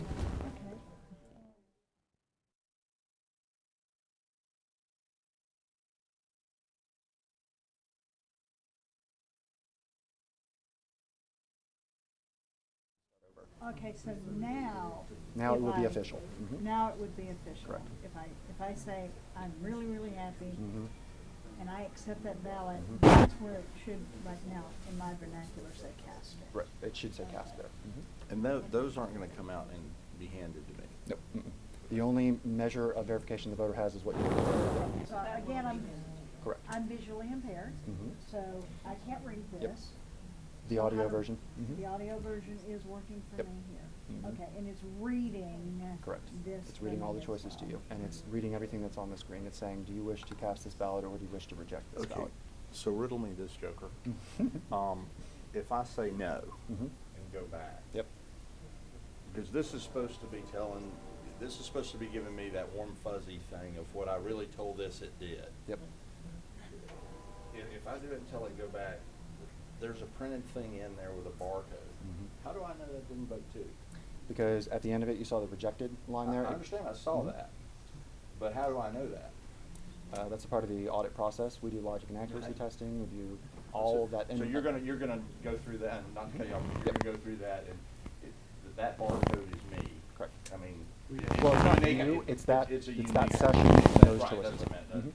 It does a unique code number. So it's gonna say that 2 ballots from that session can't count. Correct. Okay, but I just count on that to know that. Okay. Right, and that's one of the things you test. And roughly how many of these machines are needed per 1,000 voters? Yeah, good question. So it comes down to, again, what the typical polling place or early voting setup looks like. What we come out with default, with this particular setup, certainly room for flexibility, is we build in the capability for 175 voters or so. How many? 175 per election day, because we figure the time that it takes to activate the ballot and run through, and this is a full general election ballot, run through all those choices, verify it, and then cast it, takes roughly, I think we said 10 minutes or 15 minutes or so. And then once they're done with the review, how many voters can that process? So one unit there will process roughly 175 up to 200 voters per day. So adding another layer on early voting, we know that people have been waiting 2, 3 hours, 4 hours to vote. Correct. How much time extra it's on each, adding a new machine? Yeah. How much time have you count on that? So Clark County is probably going to be the first real test of that coming up in the general election next year. But you know, by the numbers, you should be able to. Obviously, you can always add more and have people do that. What I think they're offering as well is I think they offer paper ballot voting in person. If there's a long line to use that, they can still vote a paper in a booth separately. So there has to be one of these at each voting booth. Correct. Yeah, that's their setup. That's Clark County's setup. Yeah. So, I mean, I'm sorry. Clark County. Clark County, no, Clark County, Nevada. Right. Oh. Las Vegas. I have a paper jam. Mhm. This machine won't print, or I've run out of stock because everybody who voted today rejected. 3 times and Yeah. used out the max. Yep. Okay, so now what? Okay, so the poll worker would adjust the device here. Well, you don't have to, you can So just they tell would, me. they would have their keyboard tech or poll worker depending on their switching to. They won't yell at me. But they would open it up and then of course be able to take out that piece, plug the paper button. And if it was at the end, you get a notification first, and then the poll worker or the tech will be trained on how to remove that removal process. And the startup is somewhere between 20 and 30 minutes for people who are trained and know how to do it. Okay, so it's not like I take this box and disconnect it You from don't a have to. brand new box. You can swap out the paper. Is this compatible with bubble and ballot? Yep. So, now as far as you say compatible, Can I use a hybrid, you know, can I use one of these for ADA and then bubble in for the rest of my voters? I guess to understand your better question, are you focused on this part of the device or different? Well, what I'm focused on is if we had this as a solution, or this one, because this does what I want it to do, which is hand everybody one of these when they walk in the door, and if they want to use the ADA device, they can do that.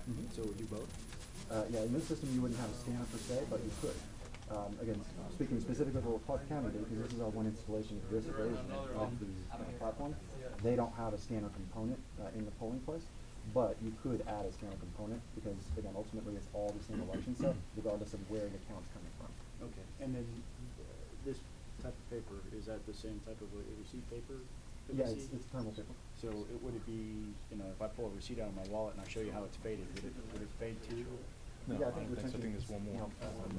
Schedule was covered before, but these are good for a couple of years, up to 5 years. Are these Wi-Fi? No. Not Wi-Fi? I may have missed this, forgive me. This is an HP printer. The tablet supervisor, she purchased this printer separately, or do you purchase that? It comes apart as a system.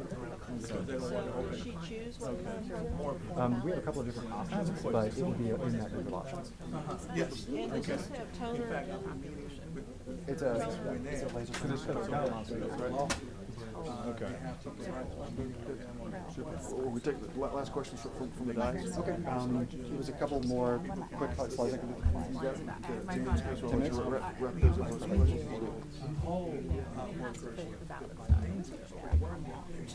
That was great. Thank you for your questions, everyone. Okay, there was a couple more slides I wanted to get to here before we. Okay, members of the committee, if we can kind of draw this back to a fine point, I'm going to give Mr. Greenman a chance to wrap here with some couple slides. There will be a chance for some questions. I just want us to have a chance to touch that and kind of feel that up close. And I think it's important to kind of really understand what we're working with. So appreciate your interest in that. And with that, Mr. Greenman, you've got the floor. So very briefly, I touched on the ImageCast precinct a little bit. That's an idea of what our ballot box looks like. Very large, very robust, pretty standard capabilities. So just wanted to kind of address that. Central scanning and adjudication. One of the things I wanted to mention before we finished out here, and I'll skip the back end central. Let's go to adjudication. We have a high-speed scanner, we've got a medium-speed scanner, and we've got a low-speed scanner. Vertigo sometimes with these slides. You can't see, but just to skip ahead. So adjudication, one thing I should point out, we haven't gotten to it yet, but every ballot that goes through any one of our scanners, whether it's this scanner, our back office scanner, which is also an off-the-shelf scanner, and then our high-speed scanner, are going to take a full picture of this. Some language is thrown out there about ballot images. We actually take a full picture of the actual ballot, and that is a PDF record. Now, in some locations, in some states, they actually will treat that digital record as the official ballot record. Most states are still with the paper. But if Georgia should go that route, or if that is a necessity or requirement, our system does that out of the box. And what that allows you to do is when you're going through your adjudication process I mentioned before, when you've got write-ins or you've got questionable situations, you can do it digitally. You don't need to look through the paper ballots. I myself worked in elections in Florida a couple of years back, and going through the duplication was very difficult at times because each time you touch the paper, you have the potential to alter it. It could get ripped. It could get misplaced. All sorts of things could get wrong with it. The way that Dominion focuses on and we approach the elections market is we need a full, endless time picture of the actual ballot just in case something happens to the paper. So no 22-month retention schedule unless that's by law. You can get rid of the digital records too if you want. But we're taking that full picture, and that record is in perpetuity. You'll have the digital record forever. The paper is on its paper retention schedule, and it does what paper does. It deteriorates over time. But we're taking that full picture, and the first benefit of that is the adjudication, where the elections officials that are responsible and in charge of certifying the election and verifying choices could digitally go through and assign the choices. And then let's skip ahead and get to audit, Mark. We'll skip remote and accessible voting here for a second.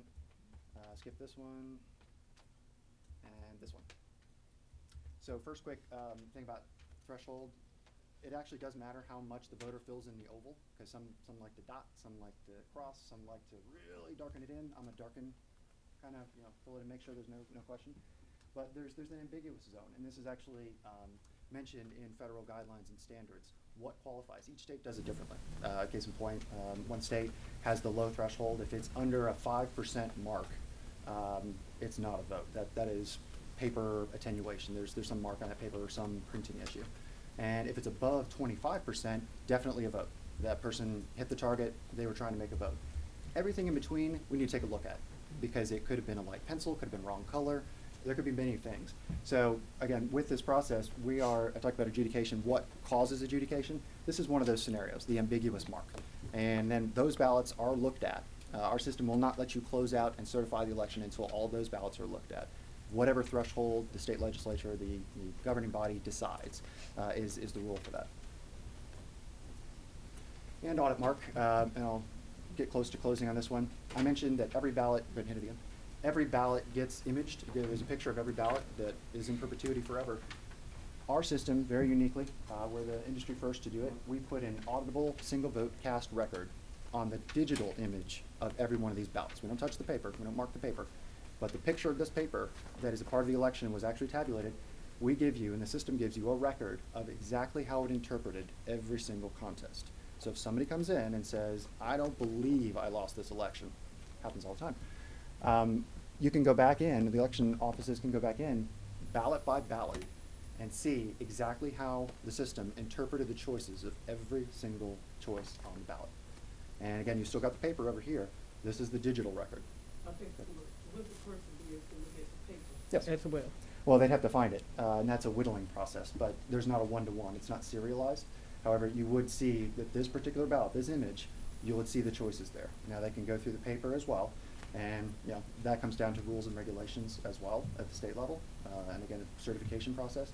But our system does still keep this separate. But in that digital record of every ballot, for the results that are produced by our system, you can go back to every individual ballot image, count it yourself if you want to, or anybody who wants to come in can count it as well. And I will say that the best test of our system being accurate was recently completed in Colorado with the risk limiting audit. I'm not sure if you folks were aware of that. But it was a statewide first of its kind. That was our system that they judged. In addition to being completely accurate, it also showed that our system is compatible with those kinds of independent third-party audits, and we were, again, capable of doing that, and it proved the model that this is capable and possible. And if I could just add something to this, I was a reporter for a number of years, and you could hypothetically, depending upon where you go with your policy making, allow this type of a record to be foyable, viewable, even publicly available should you choose to go that route. And I think, again, as knowing that you're getting a lot of requests and a lot of citizens want to be able to look at these things. If there are questions, you can make that available. The other thing, again, without turning over paper ballots, if you're using those as your ballot of record, you have a lot of legal issues around having anyone handle a paper ballot, but you could allow people to look through these images and make that more accessible to the public. The other part about this is you can also make individual races. You can zero in on just individual contests as well if necessary. And I'm close to closing out. I just want to show that last piece. And that's exactly what Kay was just referring to. We have a ballot audit and review module that's being implemented in Sacramento County, California, specifically for that reason of public transparency. Super. Mr. Greenman, thank you, and Ms. Simpson as well. Members of the committee, any last questions? I know we had a chance to go see the technology up close. Any last questions for the Dominion team? Okay. Yeah, we're going to have a chance to, in parenthetic, we're going to have a chance between this presentation and the next presentation to have sort of some general discussion about this. We're going to let someone actually make a presentation that has some concerns about some of these technologies. So if it's a Dominion specific question, now would be the time. Otherwise, we can take them up later. Representative Turner. And if you were awarded the contract today, how fast could you implement? So the first question is, what are the rules of the road, right? What are the implementation standards and processes? Do you want the system that you've used up to this point, or are you looking to a new system? And there's lots of options with that. Once that is decided, which honestly I think is the longer discussion, the longer debate, yes, we can implement based on those requirements, or we'll build it, and then based on how much we've got to build and implement. It's a 159 county state. It's a large jurisdiction. We've done large jurisdictions before. Time frame is entirely going to be dependent upon how complex it's going to be. But reasonably, I think we've done implementations in 6 to 12 months, depending on how, again, complex. How many months again? The details. 6 to 12 months. And as far as the best practice, if I may follow up on that, the way that Colorado did it, and as well as the way Michigan is doing it, they are rolling out their implementation, phasing over a number of different elections, starting with certain counties. Colorado did it, the large urbanized counties, Denver and some of the collar counties there, they started first, and they worked their way out. So they worked through the bugs of getting poll workers used to the technology, getting voters used to the technology, communicating, trying it out, seeing the process, working out those details, so that by the time they get down to county 10, county 20, county 50, they've got it worked out. And that is the much more responsible way to go. So going from 0 to 159 may not be the best approach. We have seen success with a phased approach of implementation. Okay. Representative Perkle. Thank you. There's many differences in why you would, and differences of opinion why you would go to proprietary versus off the shelf.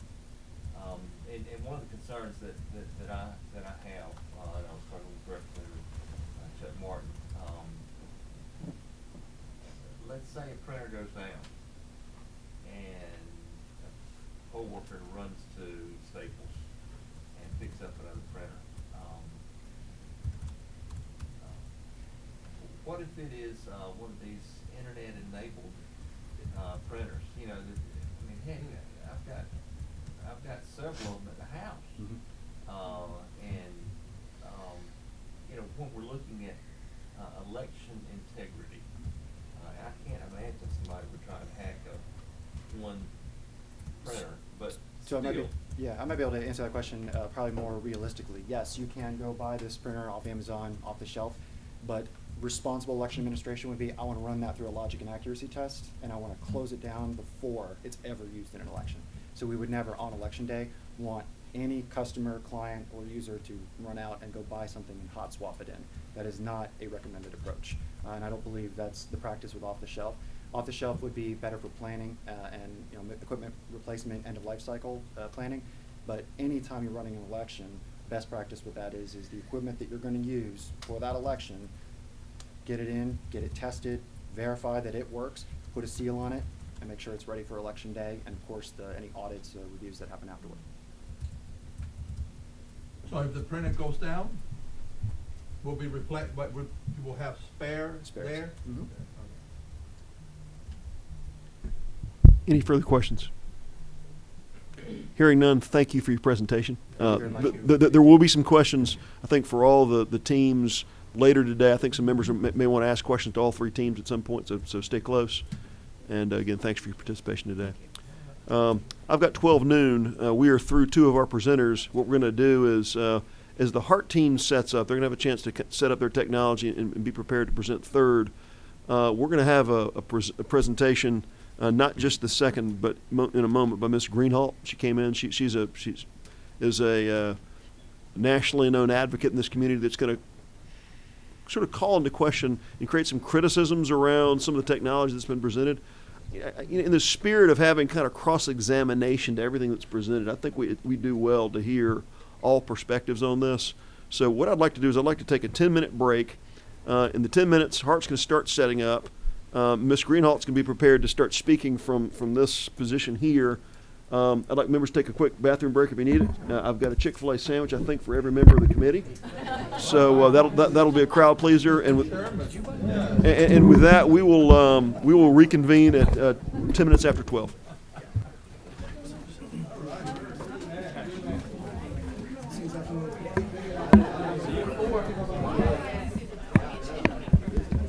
Hey, how you doing?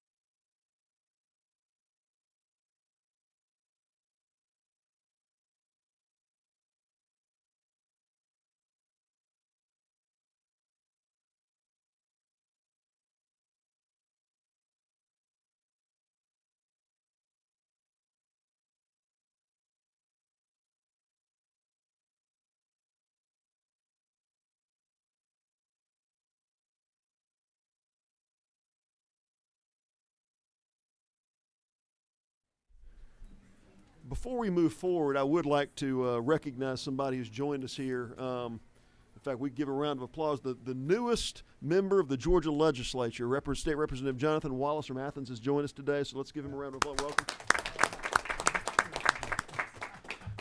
He's so new, I didn't even get a Chick-fil-A sandwich for him today, so he just he just joined us. So welcome. So, again, I think this is an issue that's got interest outside just our committee, so welcome members. And even in the testimony and questions, if members who are not members of this committee have questions, please feel free to ask them. This is kind of an open setting to do that. And with that, I'd like to welcome Ms. Greenhalgh. If you could introduce yourself, give yourself a little bit about your background. She's been an advocate in the issue of verified voting nationally. And again, Ms. Greenhalgh, as I alluded to earlier, we're not today looking at the existing system. What we're really looking at is sort of prospectively looking forward at what Georgia might consider as we make if we were to make a transition in technologies, if that were the decision of the state. What would the options be, and what considerations should we make? And I've asked Ms. Greenhalgh today to kind of highlight some concerns she has. I wish I could give you more time. If you could make a presentation in sort of 5 to 8 minutes and then take some questions, then we can move forward, but be available in case there's some questions. Sure, I'll try to be quick, and please don't hesitate to give me a signal if I am approaching my time. Hello, thank you so much to the committee and to Chair Setzler for inviting me to come and speak. I'm the Vice President of Programs for the Verified Voting Foundation. We are a nonpartisan, not-for-profit advocacy and research organization committed to safeguarding our elections in the digital age. Our organization was founded over 14 years ago now by computer scientists who were concerned about the use of technology in elections, but we're not adverse to the use of technology. We're founded by computer scientists. We advocate for the most responsible and efficient and optimal use of technology in our elections. The computer scientists that have founded our organization have advocated for voter-marked paper ballots, as the committee is looking at. I have to really express my appreciation for the thoughtful questions that were raised earlier today by the legislators looking at these different systems. And I'm hoping that I can shed some additional information and some other considerations that you can use to inform any decisions that you're going to make going forward. There's been a discussion about the security and reliability of paper ballots, and I really appreciated the discussion earlier today discussing the use of the express vote. Verified votings, we don't endorse any specific vendor or any specific piece of equipment. However, we have endorsed the use of voter-marked paper ballots counted by an optical scanner, because this is an opportunity where you have a high-tech solution of counting your ballots quickly and efficiently by a computerized scanner. It's coupled with the advantages of having a voter-marked paper ballot. That's a paper ballot that the voter marks, as people were talking about using the absentee-style ballot that has a bubble that's filled in. And there's many reasons that we recommend that style of voting. From cost and some other reasons I'll talk about in a second. But I'd just like to share with you a map that we have of the United States to look at the different types. It gives you an idea of the different types of technologies in the U.S., and I'll explain each one. The light green that you see there, that's a voter. All of those states or jurisdictions, because it's broken down by county, that are light green are using voter-marked paper ballots. That absentee-style ballot is handed to the voter when they show up at the polling location. They fill in the ballot with a pen. If the voter has any accessibility issues, the voter would use a ballot marking device like we've seen here to mark the ballot, and then it's scanned by an optical scanner.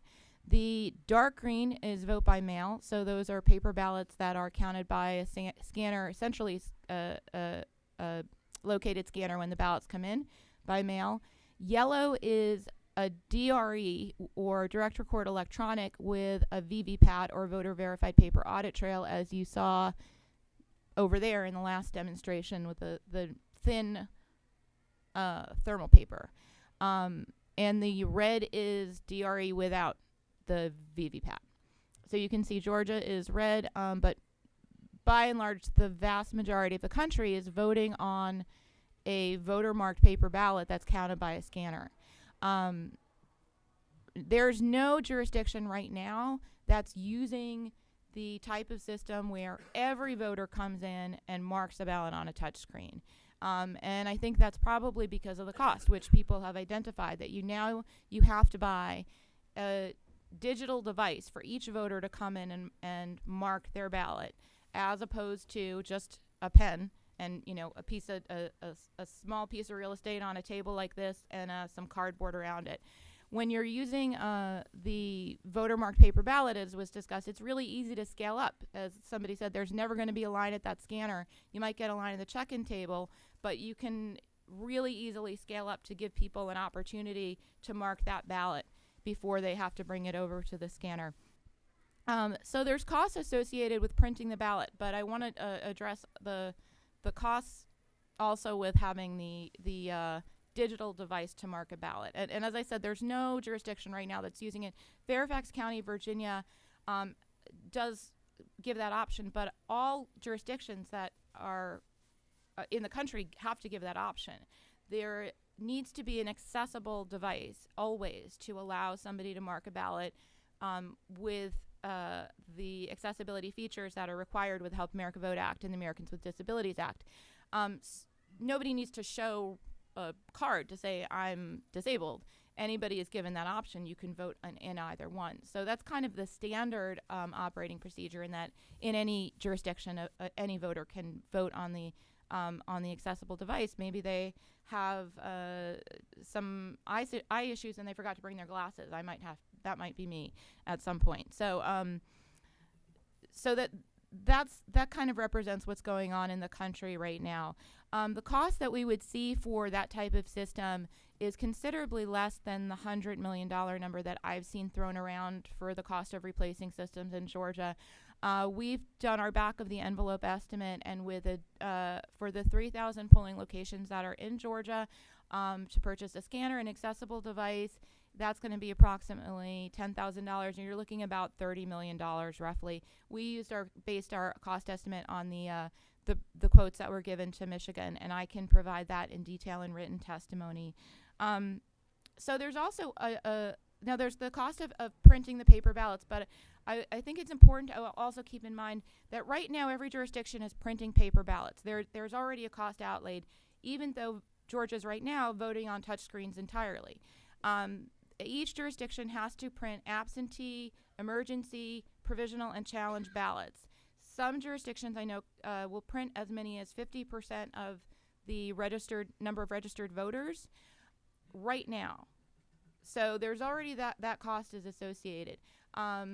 That additionally, in comparison, when we start comparing it to a digital ballot marking device system as was trialed in Rockdale, there's other costs associated with that digital device. There's software licensing fees, which need to be paid each year, or depending how the contract is created. Programming fees and servicing fees in addition. So that's another bit of information to factor in when looking at this. It's also important to keep in mind, as the question was raised, what happens when Cousin Sally vomits on the scanner and it goes out? You can keep voting when you have the paper ballots, because the as was pointed out by the representative. However, when somebody takes out one of these machines for whatever reason, spills a Coke on it, or it breaks down, or it fails for whatever reason, the batteries die or the power goes out, now you have a problem with voting. Your voters can't actually cast their ballot. If you have the ballots printed in advance, this isn't a problem. You continue voting and you put the ballot in the scanner. It can be counted later on at central count. There was an issue raised about distinguishing which ballot style to give to the voter, and I think, as it was aptly suggested, it really comes down to the information as garbage in, garbage out. If you have bad information going into your electronic poll book, that's going to provide bad information, but it's really not that difficult to ensure that the poll workers give the correct ballot style. So when the information goes into the the electronic poll book, the electronic poll book, as long as the information going into it is good, should be able to say, choose ballot style 1A, if that's the one that is appropriate for that voter. And if the poll workers have more than one ballot, they should be able to match. Okay, this voter gets ballot 1A. Now I give them ballot 1A. Okay, just want to make sure I'm hitting all my points. And I just also like to address the use of the system with the VVPAT, the last one that was demonstrated. This is also a very more costly alternative. Ms. Greenhall, Am I at 5 minutes? No. We don't know the term VVPAT. Okay. If you could explain Sure. just very quickly what that means. Yes. VVPAT refers to a voter verified paper audit trail. So that's the last device that people were examining with the thermal paper behind a piece of glass.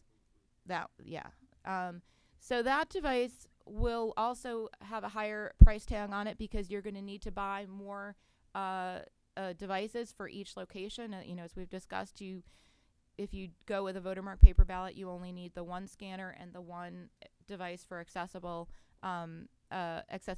purposes. This, once again, you need to buy many devices. If the devices go down, the voting stops. There's also issues with the thermal paper, as people have raised. There's thermal paper has durability and issues. There's also small, and there's been studies that find that the voters often don't actually check the paper ballot. So this is not a system that we recommend. And I think I'm getting close to my 5 minutes, so I'll Would wrap. you like to wrap with any sort of recommendations, conclusions, and then take questions? Sure. In summation, I would like to just say that our organization is happy to provide any additional information on this.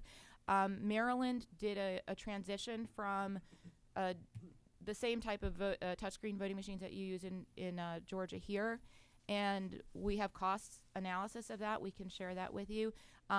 We recommend the simplest and most commonly used type of system that the rest of the nation has been moving towards, which is the voter marked paper ballot counted by an optical scanner at the precinct. And I'm happy to take any questions.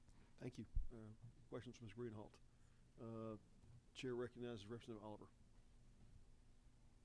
I'm a little confused about the consistency of about your map. Yes. That includes all of green, which you say are voter marked ballots, and those include the populated states of New York and Illinois and California and Texas mostly, compared to what the first gentleman said, that he serves 60% of the United States voters. Those two facts sound inconsistent to me. So the gentleman that made that claim, I don't dispute it, because that system that in the corner is widely used in this country, where the voters are marking the paper ballot and feeding it into the scanner, not using the ballot marking device for all the voters to mark the ballot. Does that make sense? He's correct and you're correct. Yes. Because in his system he allows a voter to do an actual marking. I think all of the vendors provide equipment that can do that. And the question I've got in my mind, which doesn't have to be answered right now, somebody will know this at what percentage do voters choose outside of Fairfax County to do a hand-marked ballot? I'm just curious about that and how that data is changing, perhaps. But that's what makes both of y'all correct. Yes.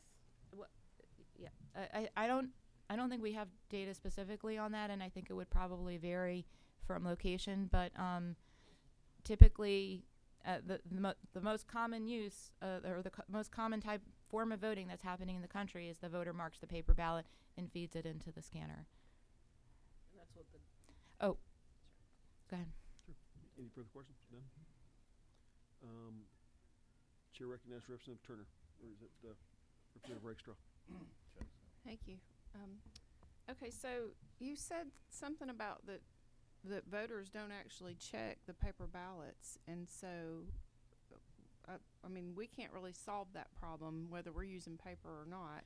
If they're not checking it, that's a right. For the just for that type of just for that type of. So you're saying they don't check them in that, but if you hand them the paper ballot, they will? Well, if you're handing the voter the paper ballot and they're filling it out, they're essentially their voter intent is being captured correctly because they're the one that's filling out the ballot. But if they're filling it out electronically and you're printing it out for them, you're saying whether you print it or it comes through in a case, they're not checking it. The Rice University did a study and found that it was about 30% of the voters were checking it.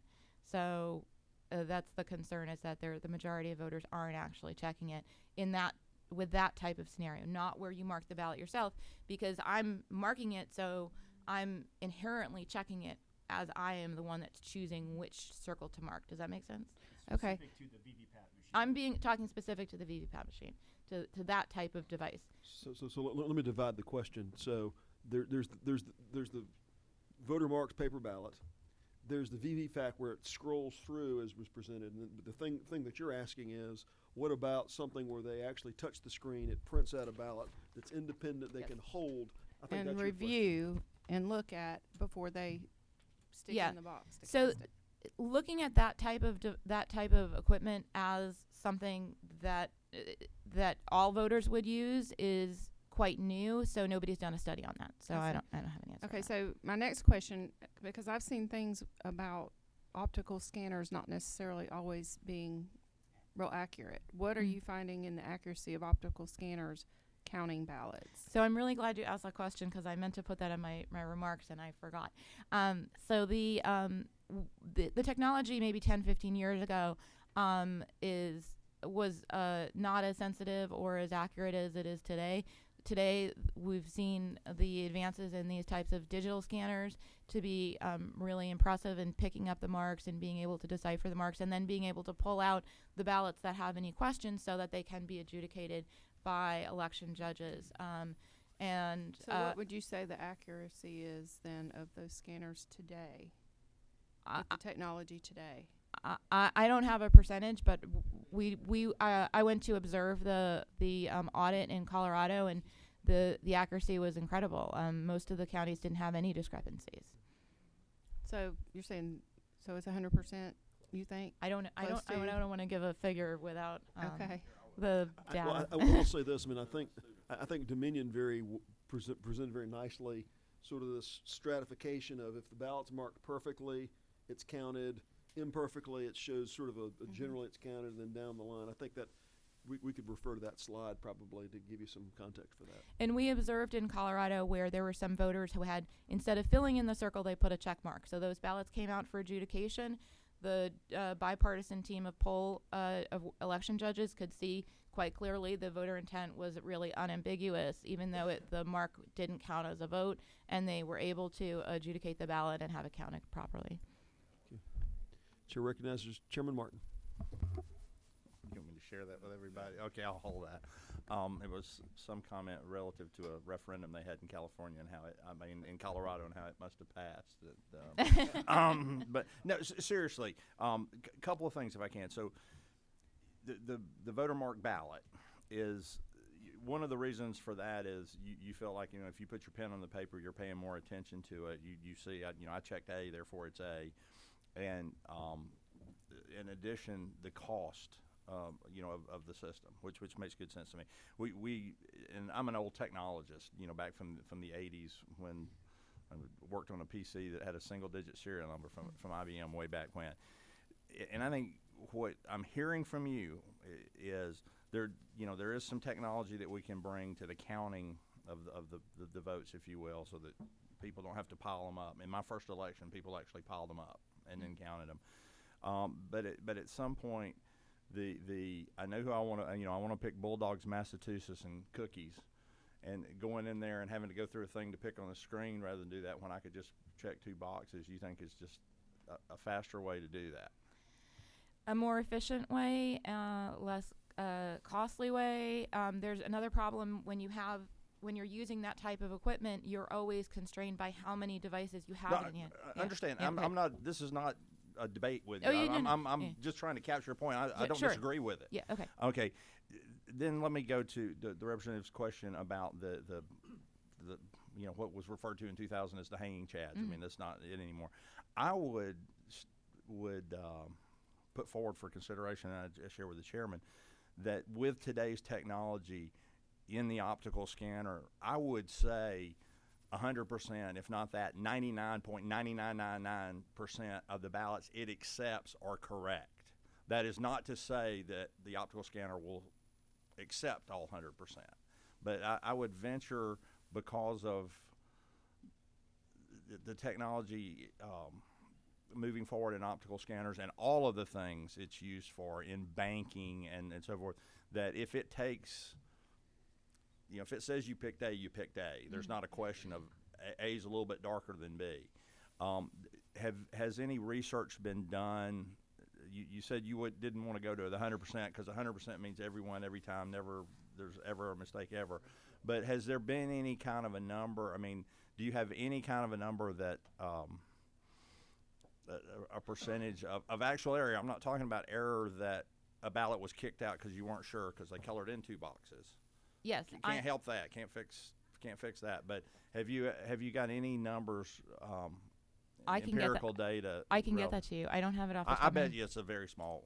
I would agree with you that it's probably very small, and I can find something and I'd be happy to forward that to you. So, Mr. Chairman, what I'm hearing from her is, and with due respect to the vendors that have come here with some great technology, what I'm hearing from her is, sometimes technology for the sake of technology takes us backwards, and maybe in fact, as she said, it's happened in my precinct up in North Fulton, where the limitations of being able to deploy enough technical units actually was counterintuitive to getting people to vote, because they had to wait on a machine when, hey, just give me a pencil, I know what I'm going to do. Yeah. I think that's what I'm hearing from her. I hear that, and I don't want to put anything in the mouths of any vendors or advocates. I would tell you is that what I heard was the question of, given a printed ballot that's printed properly and is before a voter, it seems pretty simple to mark the right bubbles and turn it in. I think the challenge is, when you look at what I heard earlier, is holistically the process of picking a ballot combination that's in a database, creating the ballot, and that whole stream of activities to deliver a well-marked ballot that communicates voter intent. It's the creation of the ballot process that's not trivial. Part of the value proposition I heard in one of the earlier presentations was that process of taking a voter database, creating the appropriate ballot that one can then communicate their intent to. It seemed like the earlier presentations did solve that problem electronically and give the voter a chance to confirm manually that something's there on a piece of paper. I think and I don't want to, but we need to move on to our next presenter. Okay. But I would just sort of say parenthetically, the question is if we look at this as a complete system, I think that's what we're called as a committee to do, from a voter database to a ballot that's physically manifested, in a way that's recountable. If you look at the entire system challenge, what's the best delivery system for the entire system, not just what does a voter enjoy touching and interacting with once a correct ballot's created, because that's only part of the process. And I know the chair's ready to move on, but I would just add to that, or all these systems have to be able to create that ballot for the person that wants it anyway. Therefore, if they can create it for one, they can create it for many, and in fact create it for 100% of the people that ask. So that software exists, and will have to exist in every precinct anyway.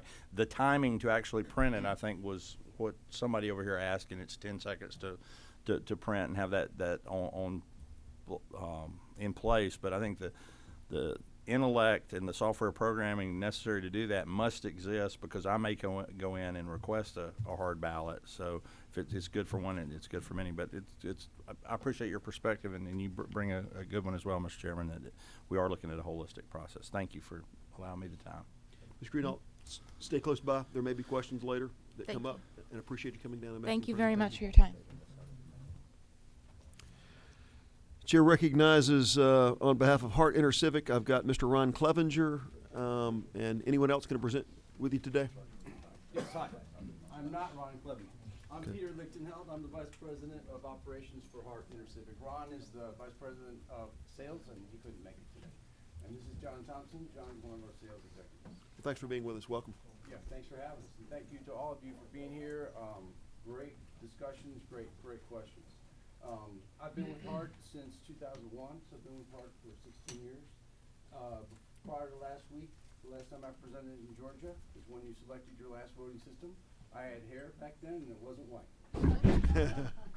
I'm gonna take a really different approach than others have taken, and I feel like I kind of read y'all's mind when I put this presentation together, to tell you the truth, because it's an educational approach. I'm gonna educate you about Hart. I'm going to educate you about different ways that people vote across the country and different ways that we offer people voting systems. And I'll warn you, I was a teacher for 19 years before I came to Hart, so I'm going to be a teacher a little bit. So ask questions as we go, and if I'm too pedantic about it, too much like a teacher, tell me to chill. So, John, let's go. And if not, I'll tell him to chill. So we're going to talk a little bit about Hart and our company and what we do and where we are. I'm going to talk about basic types of tabulation systems. So what are the types of equipment that are used across the United States? I'm going to talk about what is a verifiable vote. And I'm going to use some data from verifiedvoting.org, folks who just talked to you. I'm going to talk about impacts of going to paper. I'm going to talk about Hart and our new system, Verity, and why it's a great system, and it has options that I think are great for Georgia. And then John's going to talk some about the Verity hardware if we get to that, because I think you just made a really salient point. It's about the system. It's not just about the voting devices in the polling place. All right, so let's talk about Hart a little bit. Hart Intercivic, we're based in Austin, Texas. Our manufacturing facility is also in Austin, Texas. So all of our programming being the development, the engineering of the software and the hardware, is done in Austin, Texas in the USA, and a mile down from our main office, everything is manufactured. So made in the USA from top to bottom. We're in 18 states. We've got Verity customers in all those states that have the stars. A Verity customer is a customer using our newest system. We have a legacy system that's been around since about the year 2000. So we have customers using our older system and our new system. Of course, I'm talking about our new system today called Verity. Whoops, go back please. We're statewide in Oklahoma and Hawaii. Statewide means that every county in that state uses our system, and it's state-centric. So in Oklahoma, they have a model a lot like yours, actually. And Oklahoma would be a great resource for you guys, by the way, and a great reference. They kind of keep to themselves, but if you would like me to help you to reach out to them and make those contacts, I'd be happy to do that. Their elections office director and assistant director are great people. Be happy to talk with you. They program the ballots statewide from the election office at the state, then push that out to the counties, then the counties run the equipment, et cetera, and then they push the results back up to the state. They also print basically statewide. They print the ballots statewide. It's a paper-centric system. We have about 800 jurisdictions nationwide, 24,000 precincts, 92,000 devices in use, and we have 3 of the biggest counties in the United States. So we have Harris County, Texas, 2 million registered voters. We have Orange County, California, 1.5 million registered voters. Tarrant County, Texas, 1 million registered voters. We also have places like Hamilton County, Ohio. I talk about Hamilton County because they're paper-centric. They use something like this, but our legacy system, and they're about the size of Fulton County. We also, importantly, I think for Georgia, with your 159 counties, we also serve some of the smallest counties in the United States with the smallest populations. About 50% of our customers are small, they're tiny. We have Kennedy County, Texas. You've heard of the King Ranch. King Ranch is basically Kennedy County, Texas. There's no town, and there are 280 registered voters. So we do A to Z, basically. Now you can go to the next slide. We also are very proud of our customer satisfaction ratings. We get new customers because they hear about our great service. We are a service company. We know we're giving great service because we ask our customers. We ask them every year, once a year, everybody, big or small, and we ask them after every time we do service for them. And our customers tell us what we're doing well, what we need to work on. And we've we take that to heart. H-E-A-R-T and H-A-R-T. 95% of our customers give us excellent or above average ratings. 100% of our customers say we're doing at least average. So we don't care about the average, we want everybody above average and higher. And we do care when customers say it's not even average, right? You got stuff to work on. 100% of the customers who come from another vendor to Hart give us above average and excellent ratings. Next. So, any questions about Hart? Okay, rocking on. Types of tabulation systems. So, all of this is Verity. This is our new stuff, okay? And basically, in the U.S., like on the map, what we've got is traditional electronic voting, or DREs, direct record electronic. Direct record electronic came about because of punch cards, right? Because of voter intent issues. The idea was the voter is directly recording their intent on that electronic device, and there is no paper to be interpreted. That's what DRE is. That's one choice, or one type. Traditional paper. This is what we have right here, traditional paper, okay? You got a paper ballot, you mark it by hand, and you put it in the scanner. It can be pre-printed, or it can be printed on the spot. It can be printed on the spot blank, or marked on the spot, etc. So these are just blank ballots. Everybody get some? Yeah, thanks. And then there's a hybrid approach. A hybrid approach, for example, a ballot marking device, okay? Where you're voting as if on a DRE and a paper ballot comes out, okay? So those are the basics. And I'm gonna get more into this later in some detail and some costs and benefits, okay? Let's go to the next one. Let's talk about what is a verifiable vote. So, first of all, Pete, why did you put this slide up here? And why are you teaching us about verified votes? The reason I put this slide up here is because I read the news, okay? I read the news about elections a lot. And I've been reading about Georgia.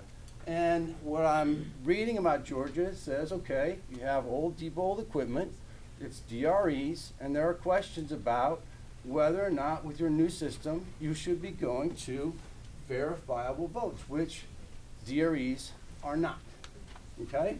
By the definition of verifiable votes. So, like your previous speaker said, a verifiable vote, and this is taken from their website with a few wording changes, it's not direct quotes. A verifiable vote is a vote record where human readable marks on paper are the official record. And a vote record that provides voters the means and opportunity to verify the human readable marks are correctly representing their intended selections before they cast a ballot. So it's sometimes called second chance voting. And it's transparent and audible.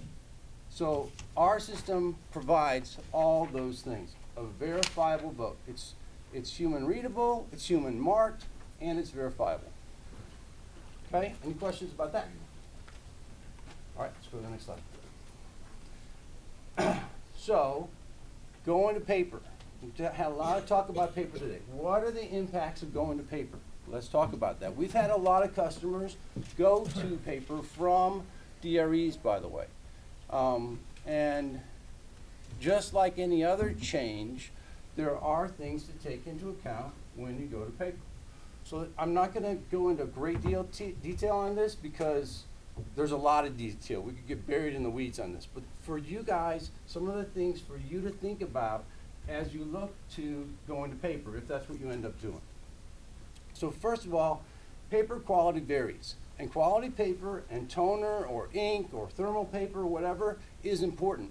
And it should be recommended by the vendor. So what do I mean by that? If you look at this paper, it's 28-pound paper and it's got a watermark on it. Does it have to be exactly that? No. But what we do is we say, what's best? What's the best practice? So using a paper like this is the best practice. Why? Well, number one, it's quality paper that's made from mostly virgin wood fibers, and its toner adhesion is awesome. So toner has to stick to your paper. That's hugely important. If you have quality paper and quality toner, it does stick. The watermark makes it so it's got some security to it. There are other ways to do that. Now, do we make someone buy our paper? This is our paper. No, we don't. What we do is we publish the specifications for our paper, and then we share that with our customers. And we say, you can buy paper from us, or we recommend that you go out and buy something similar to this, okay? So paper itself is important. Grown and manufactured in the great state of Georgia, though, right? Of course. Preferably Turner County, by the way. You got it. Digital printing. Digital printing is not the same as offset printing. So the reason I say that is like in the state of Oklahoma, when they refreshed their voting system, a big part of what they wanted was in-state printing of ballots. Why? Well, it helps the local economy. That's why. Okay. That's what a lot of folks want. Helps the local economy, and you know that your ballots are not very far away in case you have to have emergency ballots printed or last minute or there's a mistake or whatever. So when Oklahoma went to a new system, they had to have their print vendors switch out equipment and go from old, and I'm talking like 50s style, that's offset printing, to new digital printing. It's just something for you to keep in mind. Digital scanning is not the same as optical scanning. In this room today, we've used those terms interchangeably, but they're not the same, okay? So optical scan is when the voter marks the ballot and there's a reflective quality of their mark. And either that reflection is either red or not red, basically. That's optical scan. That's older technology. This is digital scanning. Digital scanning basically takes a picture of the ballot and then saves the picture. We've been doing digital scanning since 2001.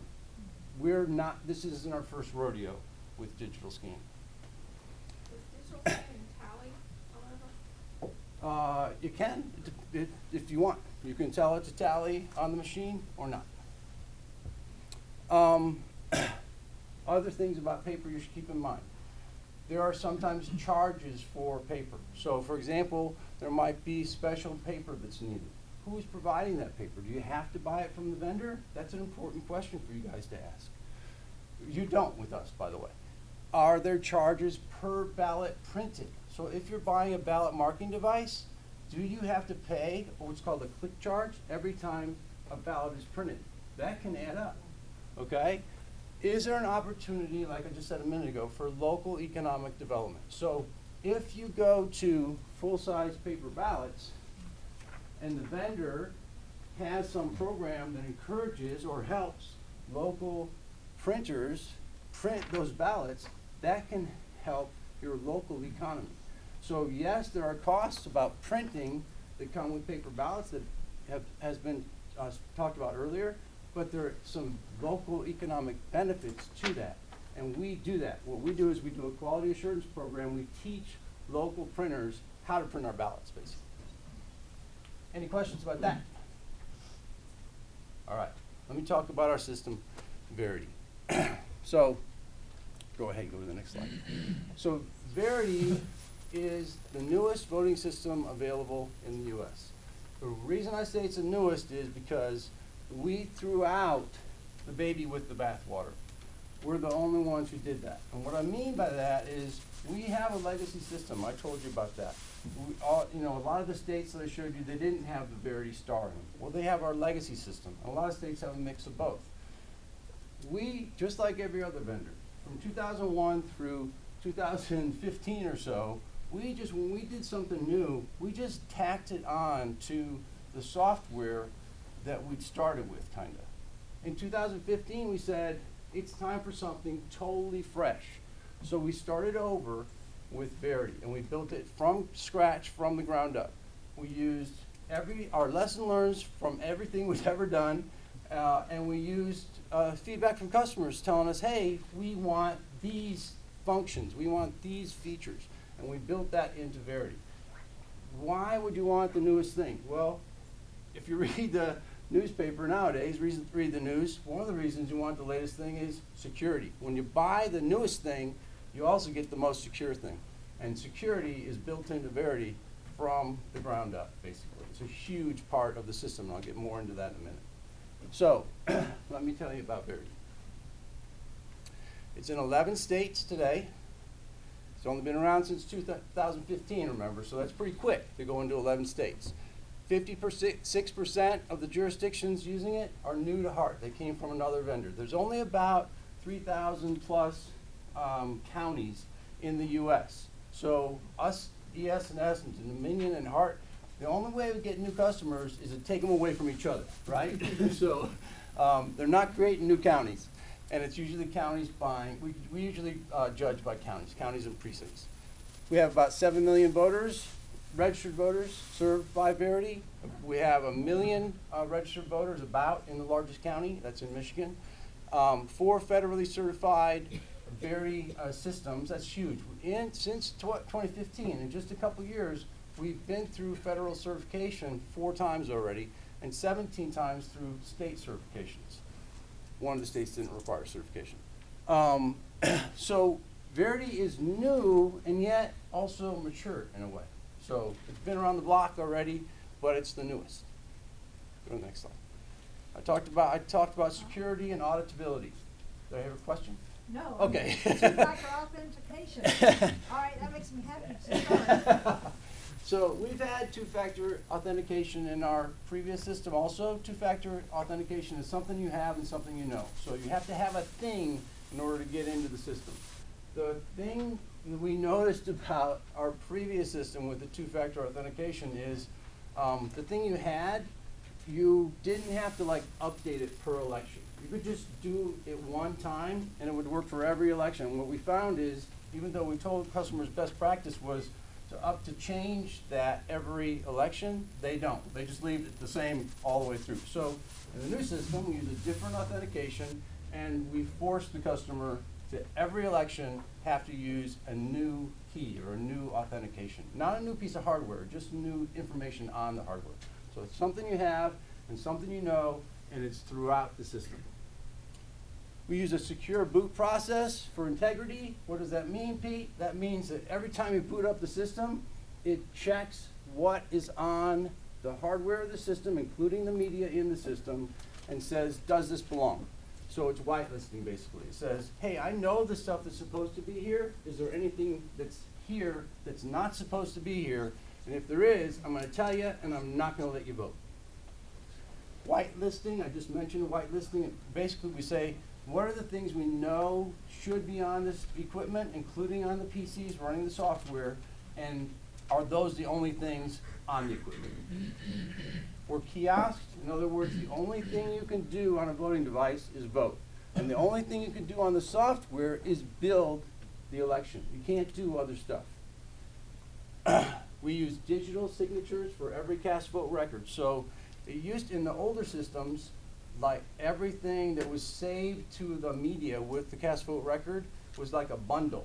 Well, with this system, every single cast vote record is digitally signed, and what that means is, even though you could go onto the media and you can look at the cast vote records, we've made it transparent. If you try to change it, you've changed the digital signature, and we'll know, and we won't let you use it again. We use the voluntary voting system guidelines. Yes, sir. About that,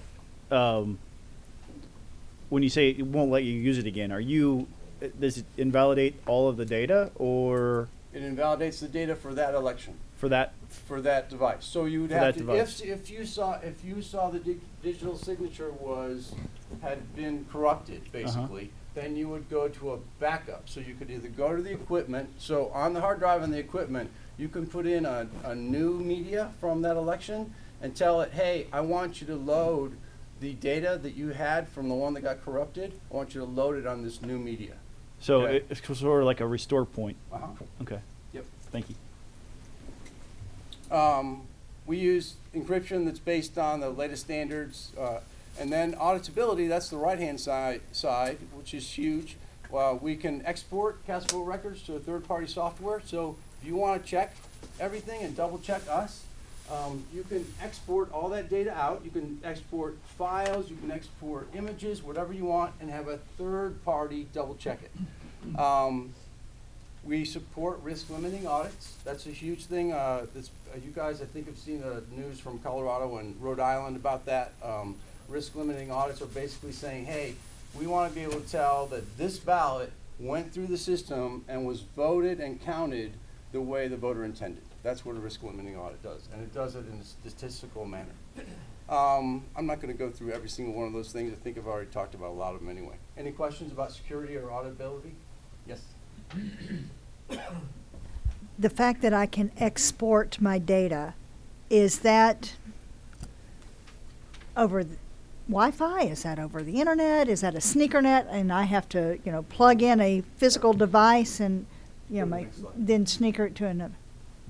Okay. Yes, it's a sneaker net. So Okay. we use an air gap, okay? So there's no voter specific data getting into our system. So the voter registration or the e-poll book system has an air gap between us and that information, and there's an air gap to election night reporting. So anytime you want to get data out of the system, you're putting a USB drive into the computer, exporting to that USB drive. And we check that USB drive to make sure it doesn't have some nefarious thing on it. That answer your question? Yeah. The other thing, you guys had a lot of questions about ballot styles.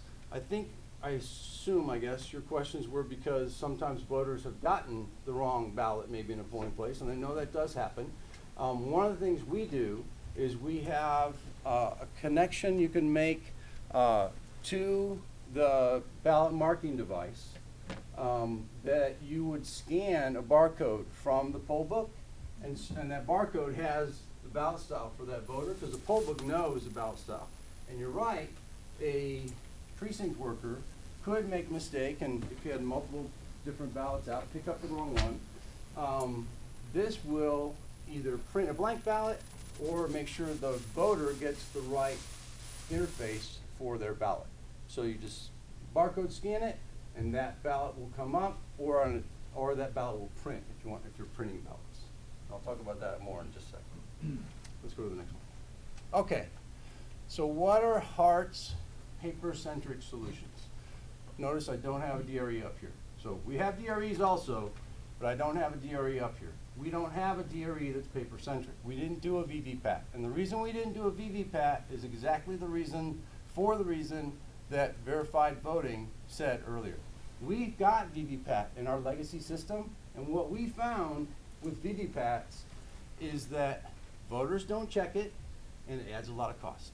So we don't see a market for VVPAT, so we didn't make one. So pre-printed ballots. Pre-printed ballots would have, the solution would be a scanner. This is a scanner. It's got a digital scanner. The voter just scans their ballot. It's got a folding ballot box, keep it small. This thing folds up to 6 inches. And it's got a ballot marking device for accessibility, not for every voter, okay? It's just for accessibility. So a voter who needs to hear the ballot only, they can vote on the touchscreen, they can vote on this interface, they can plug in headphones. This prints the ballot the way they mark it, and then they scan. This system is what we have in Virginia, it's what we have in Michigan, just like this. Accessibility, everybody scans a paper ballot, all the ballots look the same.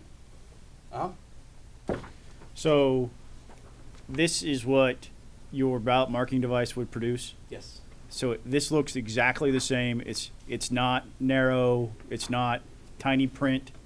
The font size is the same, Yep. regardless of whether or not it comes out of the ballot marking device or it's pre-printed and handed to me. That's correct. And in that way, you are also, if we went with a solution where it was just one ballot marking device in a precinct, and we only had one ADA voter show up, we know exactly, the voter anonymity is totally trash at that point. No. Every voter's ballot looks Right. the same. I mean, so I'm talking about with these other systems. That's So right. if I buy this system here, or even that system over there, because the ballot marking device treats a ballot differently than somebody who would come in and fill in bubbles, Yes. and I only had one ADA voter show up in a precinct, they lose their voter anonymity because the ballot's different. That's correct. Thank you. With the other systems, the way you presented it, that's correct. With this system, everyone's ballot looks the same. You can't tell the difference. Print on demand ballots. So I'll get into that in a minute, but we've talked some about ballot waste and things. So you could have, and I'll show you a picture of it in a minute, this same system plus a printer. And then so that printer, you just print on demand as you go. It can So you don't print have it. to pre-print ballots. Smart. And then there's a hybrid. And the you can hybrid get is one of these and fill the in the ballot marking device with the printer built into the ballot marking device. So you didn't have two pieces of equipment. Okay? So those are the kind of the three paper-centric solutions that we offer. And let me talk some about the benefits and costs of each. Okay? So pre-printed ballots. That's just this system right here. Okay?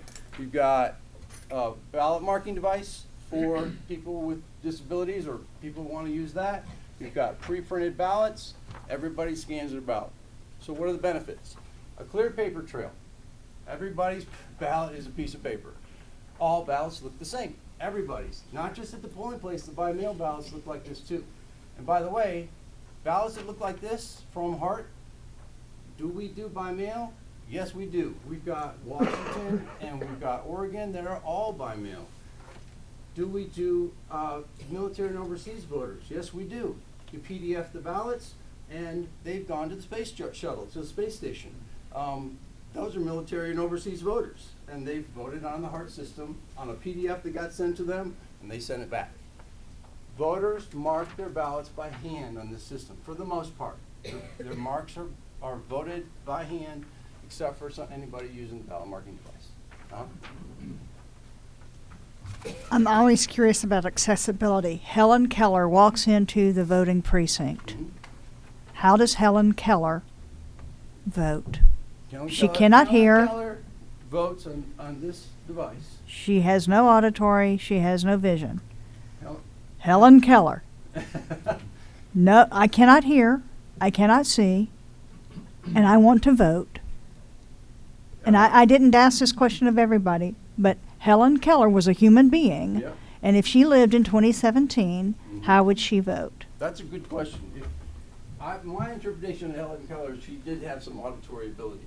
So if you had only auditory, you would vote on the ballot marking device. If you had only vision, you could vote either the paper ballot or the ballot marking device. If you didn't have hands, you could vote on the ballot marking device. If you had none of that functionality and you couldn't get input, I don't think there's anybody's system that can read somebody's mind. Right. I mean, so there are I would call them corner cases.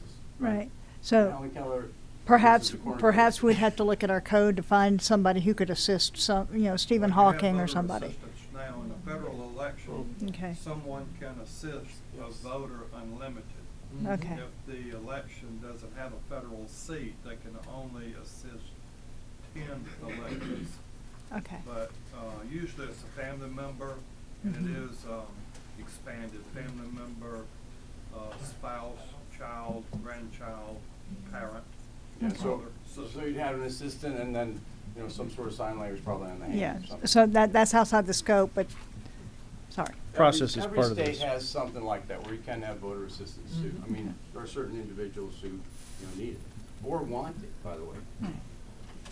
Okay, so you've talked some about this, especially with verified voting.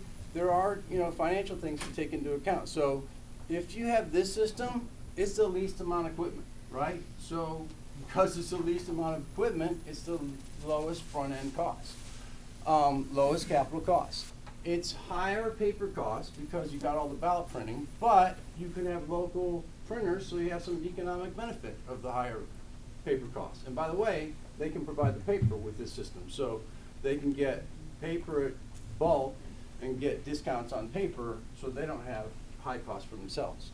And then you have less stuff. So because you have less stuff, you can use a smaller warehouse. You don't have as much license and support because remember, for every piece of equipment you have, if you have 3,000 precincts you need or 3,000 pieces of equipment, for every piece of equipment you have, you've got license and support fees from the vendor, right? So the more stuff you have, the more your ongoing costs are too. Okay? Any questions about that? Okay, next. All right, print on demand. So take a look at this polling place I've got here. So I think this illustrates pretty well. Print on demand is the same thing I've got here plus a printer, okay, that just prints blank ballots, okay, that's all it does. So this would be a typical polling place with print on demand. So I've got a voter voting on the scan. Okay, they're just scanning the ballot that they mark by hand. I've got voters back here who are marking their paper ballots. I've got a voter here voting on the ballot marking device because they needed it or wanted it. And then over here at the poll worker station, I've got another device you see. That's a printer. That's a ballot printer. So every voter comes in, they check in, they get we know their ballot style, we print their ballot, and they get their ballot handed to them, they mark it, they vote it. The good thing about having print on demand at the polling place is you don't have waste, right? You're not printing more ballots than you need. And it can be used for emergency or for everybody. We have Denton County, Texas, did exactly this model this last election, their first time ever, and it went swimmingly. They printed 0 ballots ahead of time. The benefits, clear paper trail. All ballots look the same. Voter marks by hand, it's less waste, and you never run out of ballots. Running out of ballots is a thing with paper ballots, by the way. That can't happen unless you pre-print the right amount. Financials, it's a moderate amount of equipment. You have a little more equipment, moderate capital costs, lower paper costs with low waste because you're not pre-printing and guessing. Moderate warehouse because you have more stuff, and moderate maintenance and license and support. You do have higher training costs because you have more stuff to train on. One thing here too, I would say is, we've, over the last 10, 12 years, we've kind of, a culture's emerged in Georgia where a lot of early voting happens 2 and 3 weeks before the election. And in larger counties, there are multiple early voting places. It's not a one-to-one correspondence by precinct, nor is there only one in a county. A Cobb has 4. I think you said Gwinnett has 15. So the idea of preprint is, again, been thinking about the entire system. You think about pre-printing ballots. How do you have the right ballot combos at every polling place? And that just seems logistically hard to make happen. And this solution right here is awesome for early voting. So you could do this solution for early voting and then take the printer away for election day, right, where you have less ballot styles at the polling place. So that is a great solution. And we do tons of early voting across the U.S. Texas is a huge early voting state, and we've got a majority of precincts in Texas are HART system. Any other questions about print on demand? Okay, next. Then you have the hybrid. So the hybrid is, basically you want what you have now, but you want a paper trail. So it looks like a DRE, but it prints a ballot. So it's a clear paper trail. You never run out of ballots. And if you don't want the voters to have a change in their experience, then they don't have a big change in their experience, if that's important to you. Financials, it's a lot of equipment. So it's a high capital cost up front. It's a moderate paper cost because you're just printing on demand basically, and it's low waste. And it's a high warehouse maintenance and license and support cost because you've got a lot of stuff. You got to have a bigger warehouse. You got a lot of stuff to maintain, and you have license and support costs for everything. Now I will say about maintenance for all of our equipment, I talked earlier about this is new from the ground up, and we tried to learn our lessons from the past. In our older system, we would have to go in once every 3 years and go into the guts of the equipment and do stuff basically, and it wasn't customer accessible. And we had to charge for that, of course. For our new system, one of the things we learned is let's let the customer do that themselves if they want to. So they can there's no need to have HART come do any maintenance on this equipment ever. We just teach the customer how to do it, and they can do it themselves. So that reduces costs greatly. Next. Absentee ballots. We do high-speed central scanning, and this precinct scanner can also be an absentee scanner. So we can have 1 or up to 4 scanning stations. So that would take care of some of your biggest counties easily. And we use Canon commercial off-the-shelf scanners. Let me talk about commercial off-the-shelf versus proprietary a little bit. We use some commercial off-the-shelf products, but there is a difference in what that term means. We do not use anything that's not consumable, that's a really piece of hardware. We don't use anything that you can go to Staples and buy. We think that's a bad formula. We don't want our customer going to Staples and buying something. And one of y'all said the reason why. How do you know? How do you know it doesn't have an internet port on it? By the way, pretty much every printer out there nowadays has an internet capability on it. So we want to control that. And it has special firmware on it to make it run with the voting system, by the way. So we control that. Is this commercial off the shelf? Yes. But we work with Oki directly to make sure it's got a long shelf life. We don't want it to change every year. If you're buying stuff at Staples and you bought an HP 9123 and you go to buy that same thing next year, they don't have an HP 9123 next year. That's gone. That's old technology. It changes so fast. Well, that means you got to recertify it, etc. You have problems with that kind of COTS. We have industrial COTS, basically. It's got a long shelf life, a long supply chain, and you buy it from us and we control it. And that's a good thing, we think. Any questions about that? So if I run out of toner on election day, can I run out to Staples and buy a replacement cartridge? Yes. So consumables are readily available, and what we do is we partner with vendors who have really low prices for consumables so that you can get those supplies easily and readily and not necessarily from us. Other questions? Okay, next. I'm going to talk a little tiny bit about software, and then we jump to hard. One Sorry. quick question is, as you get into that, and it's my question might tie in with this. Licensing and support fees. I'm pretty sure that might be the tail that wags the dog when you're looking at a lot of a pretty significant capital investment, but then the ongoing. I mean, when I buy a truck and I'm having to pay a big price on it, that rascal better not tear up, and I've got some period of time that I can be made whole with that. How cost prohibitive? Our license and support fees? Yes. It's a percentage of your upfront cost, basically. And I would say it's not cost prohibitive, or no one would have voting systems today. I mean, So if the I were more to you negotiate a buy. really good deal, then my licensing and support fees will be less. Yes. And guess what? You're a state, so you're going to get to negotiate a really good deal, Thank you. right? So, software. So we built the software new from the ground up also, and we said let's try to make it easy. So we used like a TurboTax kind of model, right? Just everything flows. Everything flows literally left to right when you're working on the software, and everything looks the same. And you can have the full suite of software, or you can have pieces of it. It doesn't matter. So the data piece is where you put your election data into the system. It's not programming. Nobody programs. It's just filling out forms. If you want in data, you don't even need to fill out the forms. You just get an export from the state VR system and you import it in, and you're pretty much done. It's not voter information, but precincts, polling places, stuff like that. You just import all that stuff in, then you move on to build. Build is where you build your ballots, print your ballots, and you make your media and put in your passwords and all that stuff, okay? And when I say media, I mean we use USB drives.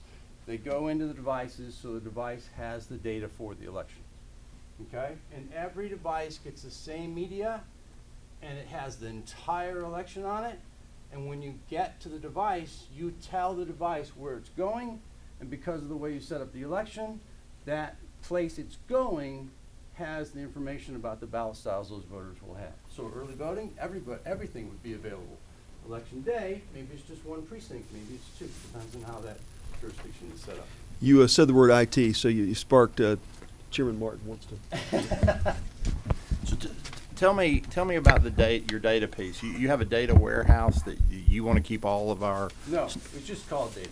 I understand, but I just tell me about what that means. I mean, it just means it's a piece of software that is everything's sitting on a kiosk PC. So this piece of software can sit with it can sit with build, and it can sit with count, it can sit with some of the other pieces of software, and it's just where you're putting your basic election information in.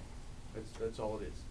It doesn't use a data store warehouse or anything like that. Okay, but my question, when you had it, it just sparked the inquiry. I could have asked the other two vendors, but as you broke it out like that, so do you hook into that kiosk when it loads? It doesn't hook back into our system? I mean, when I go in today and I tell them my name and give them my identifying information, they pull me up and then they hand me the little yellow card. Your system is going to do something similar to that? Not that part. Remember the earlier thing I showed with the air gaps? We don't know you. This system doesn't know anything about you. They just know you're a voter and you got a ballot. The same with the software. When we're importing data, we're not importing personal data. We're only importing precinct numbers, polling place names, stuff like that. Okay, so that was my question, and I think you answered that. So your data is, you don't have a reason to touch our serial voter data. The data portion is where you put your data that you collect on an election by election, and whether we do or do not have that module is dependent on if you want us to, if we want you to store that long term for us, or depending on if you want to build it or if you want us to build it. So 50% of our customers, we put their ballots together for them. The other 50% have either the full suite or parts of the suite so they could do it themselves. So back to that. So you can't do build if you don't have data. That's correct. Okay, these are okay. Yep. Fine. Okay, so I can't understand. So you're not taking our data and printing custom ballots for the voter that you are. Okay, so how are you doing that without knowing who our custom voters are, without using our voter data? Well, the poll book has your voter data. Right? Okay. So the poll book, just like you do now, you look the voter up and you know the voter gets precinct ABC ballot style, and so you either print precinct ABC or you send them to the terminal and you bring up ABC for them, or you grab a paper ballot that's already ABC.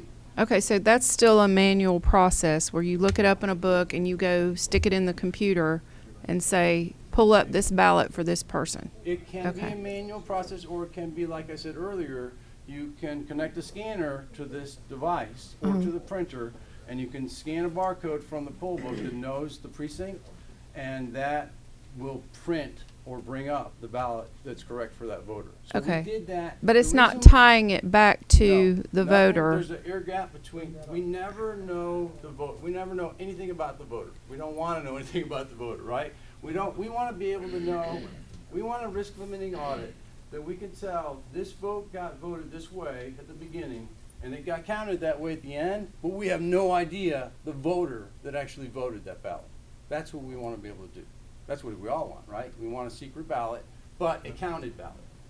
Well, I think the other systems are secret too. They use the data, they just don't tie the data back to Nobody ties the data voter back in to a the voter. in a public way. No vendor Okay. here ties data to voters. We can't. We don't want to. Right? So basically, Then your software is a shell, an operating shell that you go through a series of setups and menus to customize for that precinct, for that those boundary lines and those That's the correct. voter district. Yep. When I said earlier that you can import information into the front end from your voter registration system, every state now has, statewide voter registration systems. And there's election management stuff in there besides just the voter data. There's precinct information, et cetera. So in some states, like in Washington State, the state has a system called WEI, W-E-I, Washington Elections Information. And our customers take exports straight out of that system and they import it into their ballot generation system, and it builds a lot of it for them so they don't have to hand enter. It just cuts down on hand entry. So, but you're using SneakerNet to do this so that there's no hacking that can be done. Okay. Everything's on a USB drive. You're never getting on the network. That's Okay. Thank you. Chairman Martin, one more. Let me get to that connection with what the representative said. So in Fulton County, my county, if you're in APO, if you were here earlier, if you're in APO 2A, everybody in that precinct gets the same ballot. So if I walk in there or the representative walks in there and we're in that thing, you give us the ballot. I'm told and educated by the chairman today, that's not the way it works in the other 150 some counties in Georgia. So when I go in there, it turns out to be my name and my address is how you know exactly, or my geocode or something. If you don't know me as a voter, how do you know when I get to the machine to give me the right ballot? So you either have a book or you have an electronic poll book. And that's where you look up the voter. And that's where you say, oh, Joe Smith gets ABO 5 or whatever. Yeah, it is. but again, that's what I'm going back to. In Fulton County, that worked because APO 5 is a thing. Right. In other counties, I'm told APO 5 is not a thing. They actually pull it up by a specific address. So is each one of, I understand. Goes to the vote. I understand, and I understand we have that information. I know that Shade Tree Way is here. Okay, I know in Fulton County because it's APO 2. But in Cobb County, I know it's Shade Tree Way, so they know how to program that little card because we have all that information. And then when you take that card and put in that machine, it knows how to do that. You're talking about the air gap, so each one of your machines is going to have a copy or know every address of every voter. Okay, explain. So what it knows, so all you have to have, and the reason you use something like a statewide VR voter registration system to get the data out, all you need to do is you need to name the thing the same in the voter registration system as it's named in the voting system. It doesn't matter. What No, I agree. Okay, so no, so I get it. So you've got a Guys, we'll do it later. But you've got to match that ballot configuration to a serial voter. I'll explain it to you offline, Chuck, because there's a each precinct has a whole number of different ballot combination sets, depending on how the lines are drawn by legislators and by city governments. We'll take that offline. Okay, we'll talk fine. in detail. I'll do that. And we do that everywhere, by the way. Yep. And I told you how many states we're in, how many precincts we're in, so we know how to do that. You've got. Can you wrap up in about 2 minutes and take questions? Okay, so software, I just want to say quickly, we have the front end data, then build, you put it together. Central is the central scanning, high-speed scanning I showed you earlier, and then count is the tabulation software. So if the state were running it, the state would have the full suite. And then every county would maybe just have the tabulation piece, or maybe they would have, go to the next one. Maybe they would have, a county would just have central and the tabulation piece, so they'd have high-speed scanning. Or maybe they don't need high-speed scanning, they could scan their absentee on a precinct scanner, just, keep it simple.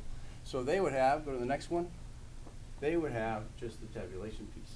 So when I say here that there might be services associated, that could be HART services, that's just building the ballot, or like in Oklahoma or in Hawaii we do, in Georgia, I would think the state would be building the ballot if you want to keep something similar to what you have right now.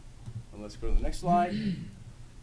Hardware, I know I just have 1 minute left, but I kind of have already talked a lot about hardware. I know in the other presentations you spent a lot of time on hardware, but I think you made a really good point earlier. It's about the system. It's not just about the hardware. This hardware is proven. We're not recommending this hardware to you necessarily. We're just saying, here are the choices you guys have, and here are some of the repercussions of those choices. This hardware is proven. You guys know Virginia just went from DRE to paper. What did they buy? They bought this. How much time did they have to get implemented in Virginia? 46 days in some of the cases. 46. 45 days is military and overseas deadline. We built the ballot for them. We provided services so they could do that. How big was that implementation? It depended on the county. I don't remember the number of registered voters. Norfolk County and Chesapeake County were the two biggest we did. So if we said go at 159 counties, start to finish. We could implement in whatever time frame you tell us to. That's a pretty big claim for 2,700 precincts. We've done it. Yeah. Actually, I'm he's definitely not confusing sales with delivery. Why did that guy start sweating when you said that? I don't know why. It should be sweating. It should be me. I'll tell you that right now. He's the vice president of operations. Yeah, I'm the one that has to do it. He's had salesmen writing checks on him like this all these years. That's very true. And I will tell you this, and I appreciate the presentation. This is a very measured approach for the state of Georgia. You know, we're not in a, I'm certainly not, and I don't think this legislature's in a fire sale mode at this point. One of the reasons we're talking about this in advance of session is so we can take our time, go through this, not have external drivers driving our timeline. But I do think there's a sense, I mean, what Representative Braddock or Rakestraw said, this could be possibly, compounded if it's put off beyond so I don't want to prejudge any of this, but I think and it's a fair question that Representative Turner asks. I think the state will proceed without delay, but I don't know that would ever put you in that place or any of the vendors. I think it would be a challenge accepted. So our implementation process is we have a project manager we assign to the implementation. We draw out a schedule with you that meets your needs, and the delivery of the equipment is part of that. The taking back of the old equipment and destroying it is part of that. Training is part of that. Everything can be county-based, so we would have multiple trainers and project managers in. We'd go all the way through your first election and hold your hand all the way through. If you need more hand before and after, that can happen. Otherwise, we encourage our customers to be independent and do as much independence as they want. Be as independent as they want to be, basically. So, thanks for your time. I appreciate it. Yeah. Ranked choice voting. Oh yes, we do support ranked choice voting, and we do have Ramsey County, Minnesota, that does do ranked choice voting. So, yes, I meant to hit tabulation. I know you jumped right after tabulation. I appreciate your presentation today very much. And we'll take, we are already at overtime now. I'll take a couple questions if committee members have specific ones they want to point out. I will tell you this, my architecture engineering business, I've had clients come to me before that have said, how fast can you do an assessment, a needs assessment of 62 million square feet of facilities and design all the repairs? And the answer is, well, how fast do you need us to do it? That's always what clients want to hear. I will tell you, as a state of Georgia, I certainly would hope we would say, what's the smartest timeline we would, not how fast can we do it, not how cheap can we do it, how well can we do it? I think we're looking at best in class. I think Georgia wants to lead in every capacity of government and free enterprise, and I think that's our commitment is how well can we do it, or how promptly, when should we do it? Where we overlay the availability, resources, doing it with excellence. I think that's the feel I get from all our leadership I talk to. So having said that, we're in OT, but we're undaunted nonetheless. If there's questions, let's take some kind of closing questions, and there may be some folks here that can answer them. Chair recognizes Representative Turner. No, it's me. So thank you, Mr. Chair. Well, my first question is for you, but then can we get all the vendors to come up so that we can ask them individual questions that we have? We'll do a rapid. They can stand in their place and ask questions if you've got them. I want to ask closing questions that lead to conclusions that don't create new. I think all the issues have been opened. Hopefully, I hope we're drawing conclusions from this. So if you've got a question to draw a conclusion, yeah, please do that. But I have a question for all three of the vendors. But my question for you is: so the sales process for this is this done at an individual county level, or is this done at the state level? A decision that's made. Georgia, I think I don't think I'm stepping out by saying Georgia would very likely do this as a statewide selection process. Okay, and then so we would pretty much have one system, because I had some questions about system compatibility across platforms. There could be some differences in implementation I can imagine a circumstance perhaps, and this is just speaking as the chair, I can imagine there may be some variability if a system has options of hand mark versus digital. There may be some, I think part of that discovery process, as you see what the technology gives us, there may be some variability across the state. There's not currently now. But I would imagine the state would try to move towards a single technology solution for the state, just because of, that's the sense I'm getting. So there, Okay. my guess is there'd probably be a statewide RFQ, and then based on qualifications, look at costs and those kinds of. That's my sense. Okay. But I can't say that. I can't speak for the state of Georgia. More questions. Okay, so this one is for all the vendors. I want to hear from them. I would like to know from each of them, based on customer feedback and y'all's customer feedback, what would you say your customers say they dislike about your system, and what would you say that they like about your system? And what I'm getting at is trying to find out, how are you unique and different, and what's the value add that you bring to the table?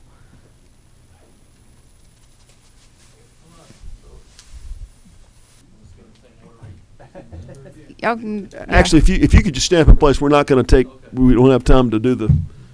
I'll say without a doubt, our system is by far the simplest system for our work.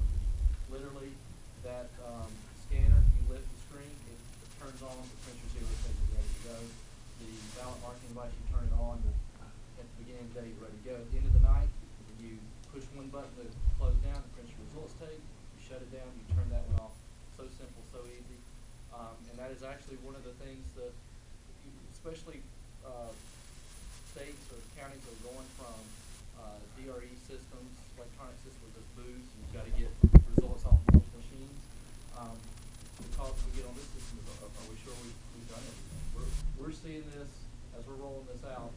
People are getting results back in so much sooner, and poll workers are like, "Are you serious?" We've gone from a 40-page checklist on opening to a half page now. Okay. So what about your weakness? What would you say your biggest weakness is? The weakness, we've got a large ballot box you see over there, so there is storage and there's delivery associated with that. But what we say is, you take that in, if you store it and you get out to that polling place, you take that off of the poll worker. All the poll worker has to do is lift that screen. With some of these other systems, you're going to see there's a lot for a poll worker to set up. There's boxes that have to put together, machines to put on there. So it would be the storage and delivery of that, but we think that's actually a benefit that makes it easier for the poll workers. Okay. What we're going to do is we're going to give you a 60-second close. ID your weakness and then close with your strength if you could. And then we're going to. I'm told if you can say it in an hour, you can. If you can say it in 60 minutes, you can say it in 60 seconds. So you're on. Well, you never does. Weakness, of course, the sales guys say none. But honestly, truthfully, my experience thus far is, we have a wide menu. We have a lot of solutions to offer. So a lot of times it's kind of hard to simplify all of this and kind of boil it down. So I'm sure there are other complaints. Those are kind of what I've run into thus before, my own experience. But I say that kind of counters with our strength, and our strength is our customer service. We constantly hear how positive feedback we get not only from our customers, but poll workers and voters. They like using this system, and of course the flexibility of the platform. And those are the things I would probably leave you with as a plus. For Dominion, we're flexible. We want to constantly evolve. We're constantly doing certifications, big plus for us. But we do have a lot on the menu and a lot to support. I don't know if that's always the best way to go, but it's what we do, and our customers love us for it. Thank you. Appreciate you being here today. And closing. Hart, please. I would say weakness might be a ballot box, because no one ever seems to like whatever ballot box. There's always someone who doesn't like a ballot box, basically. They'll say it's too big, takes up too much room in the warehouse, something. So ballot box, this one, it doesn't have wheels on it. That's one of the things we hear. But our previous one does have wheels on it. So that's a weakness. Our strengths are the simplicity. I mean, literally, I go out on election days and during early voting and visit customers, and I heard over and over again, especially from customers who came from other systems, we kept thinking we forgot something because it was just so easy. So that's a good thing. So, well, I'd like to thank everybody who came here today. We had a little time for public comment in our first meeting. We're not going to do that today. I think there's been a lot of give and take over a 3.5 hour meeting, so I appreciate your being here today. Did want to give voice to sort of an advocate within the community that had some criticisms and had some warnings for us. So I appreciate Ms. Greenhalt coming today and making her presentation. As I said before, we're in the mode of wanting to understand what's out there. What is the state of the industry and technology? What's the simple system? What capabilities exist? You know, Representative, appreciate the question about the ranked choice voting, something we've never done, but we just want to understand what that might look like if that ever came up in the future. So we're trying to be very careful to listen to the people of Georgia who've asked us, I believe, as a legislature, to play a role, understand what's out there. Let's think this process through. Are we using the best-in-class systems to make the franchise of voting itself as credible and as solid as it can be for the state of Georgia? And that's why we're here. That's why it's a bipartisan group. I think there's interest, again, from across our state on this, and I think we want to begin early before session, have these meetings, and sort of see where the truth takes us. So I appreciate everybody being here today. And with that, we stand adjourned.